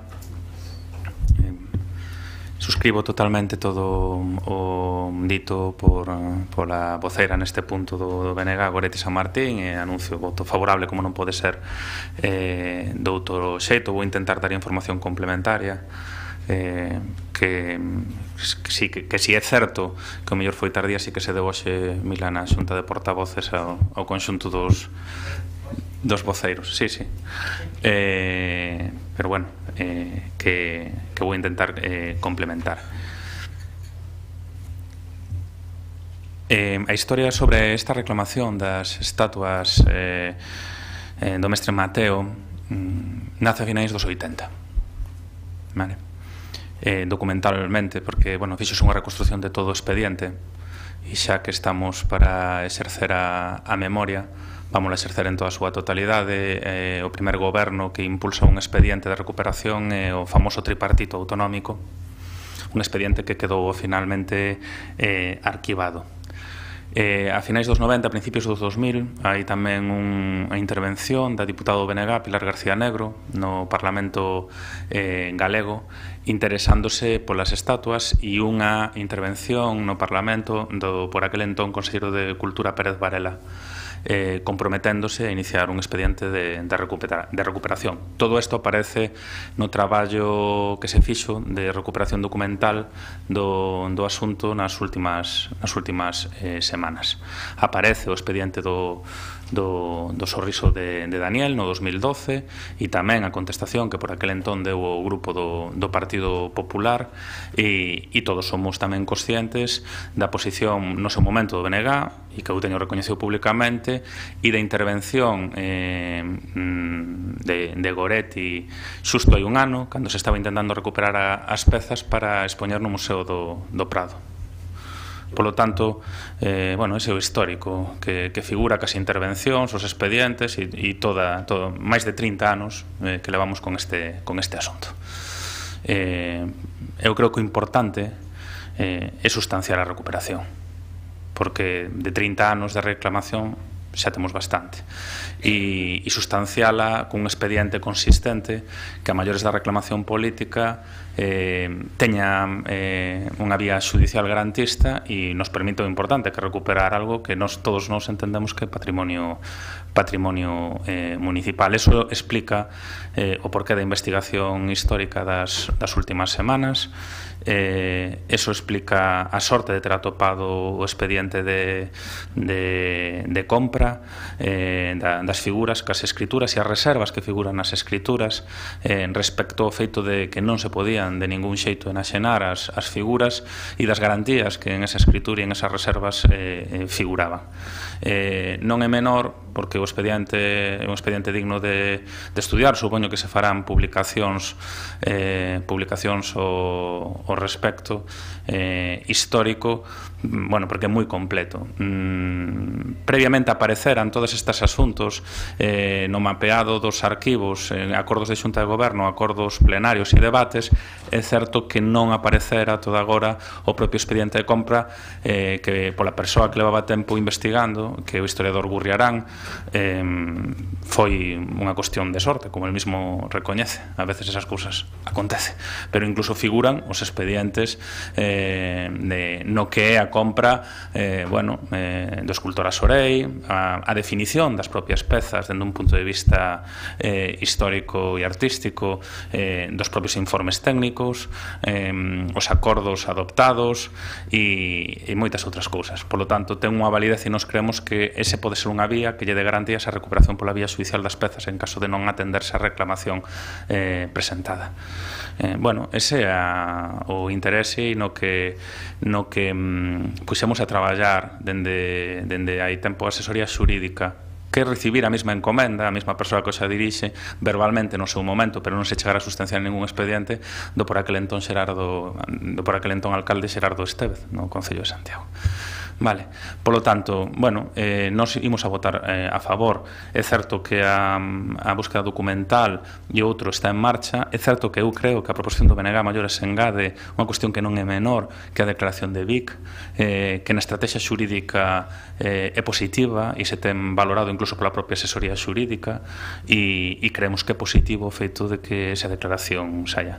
E eu creo que máis alá de paternidades, será paternidade ou maternidade do conxunto da corporación que as pezas dun artista como Mestre Mateo volvan a ser propiedade do Concello e non dunha familia que participou en primeira liña dunha dictadura durante décadas. Informei aos portavoces de que hai aportacións orais non documentadas, pero que carecen de fiabilidade, aportadas por xente do Consello da Cultura Galega, de que informan que seguramente a cesión das pezas, sempre verbal, nunca documentada, aconteceu sobre o ano 54 despois dun 25 de xullo e a petición da muller por aquel entón dictador, despois dunha visita e unha subida e unha baixada en varias ocasións polas escalinatas no día de autos do 25 de xullo do 54, e evidentemente non están documentadas porque a escritura era moi contundente e documentar a saída das pezas podía contemplar problemas. De feito, o propio Consello da Cultura Galega nos informa que hubo un intento de recuperación co beneplácito do dictador, pero que un momento que se foron a recuperar as pezas, a muller do dictador debía ter algo máis que decir e non se recuperaron. Vale. Isto informei a Xunta de Portavoces e de maneira moi sintética o informo aquí. Por lo tanto, creo que sea a reconstrucción. Se o requerimento non se atende, pois con toda esta documentación que está sendo autentificada e a través da universidade e a través dun encomendo secretario da corporación e ca propia identificación das pezas a través de asesores artísticos e da universidade, pois iniciaremos a vía judicial. Dito isto, tamén quero sinalar que os traballos todos de búsqueda histórica hasta ahora non supuxeron ningún custo para o Concello, porque a xente que ten feito o traballo ten feito de maneira colaborativa e gratuita co Concello. Vale? Entón, eso tamén hai que agradecerlle a xente que fixo ese traballo. O noso voto vai ser favorable aquí, nas mocións de máis adiante, e iso é o único que quero anunciar. Votos a favor? Non sei se Goretti, segunda canto. Simplemente para agradecer ao conxunto dos grupos o apoio, creo que é moi importante que noutros temas todas as forzas políticas rememos no mesmo sentido, así que, sen máis, agradezo este voto a favor. Algo que engadir, Mila, María? Yo creo que por unanimidade. Unanimidade. Imos a facer unha parada. Poño 15 minutos, poño o reloxo. Se intentamos empezar, porque imos moi mal de tempo. Vale. Moi mal.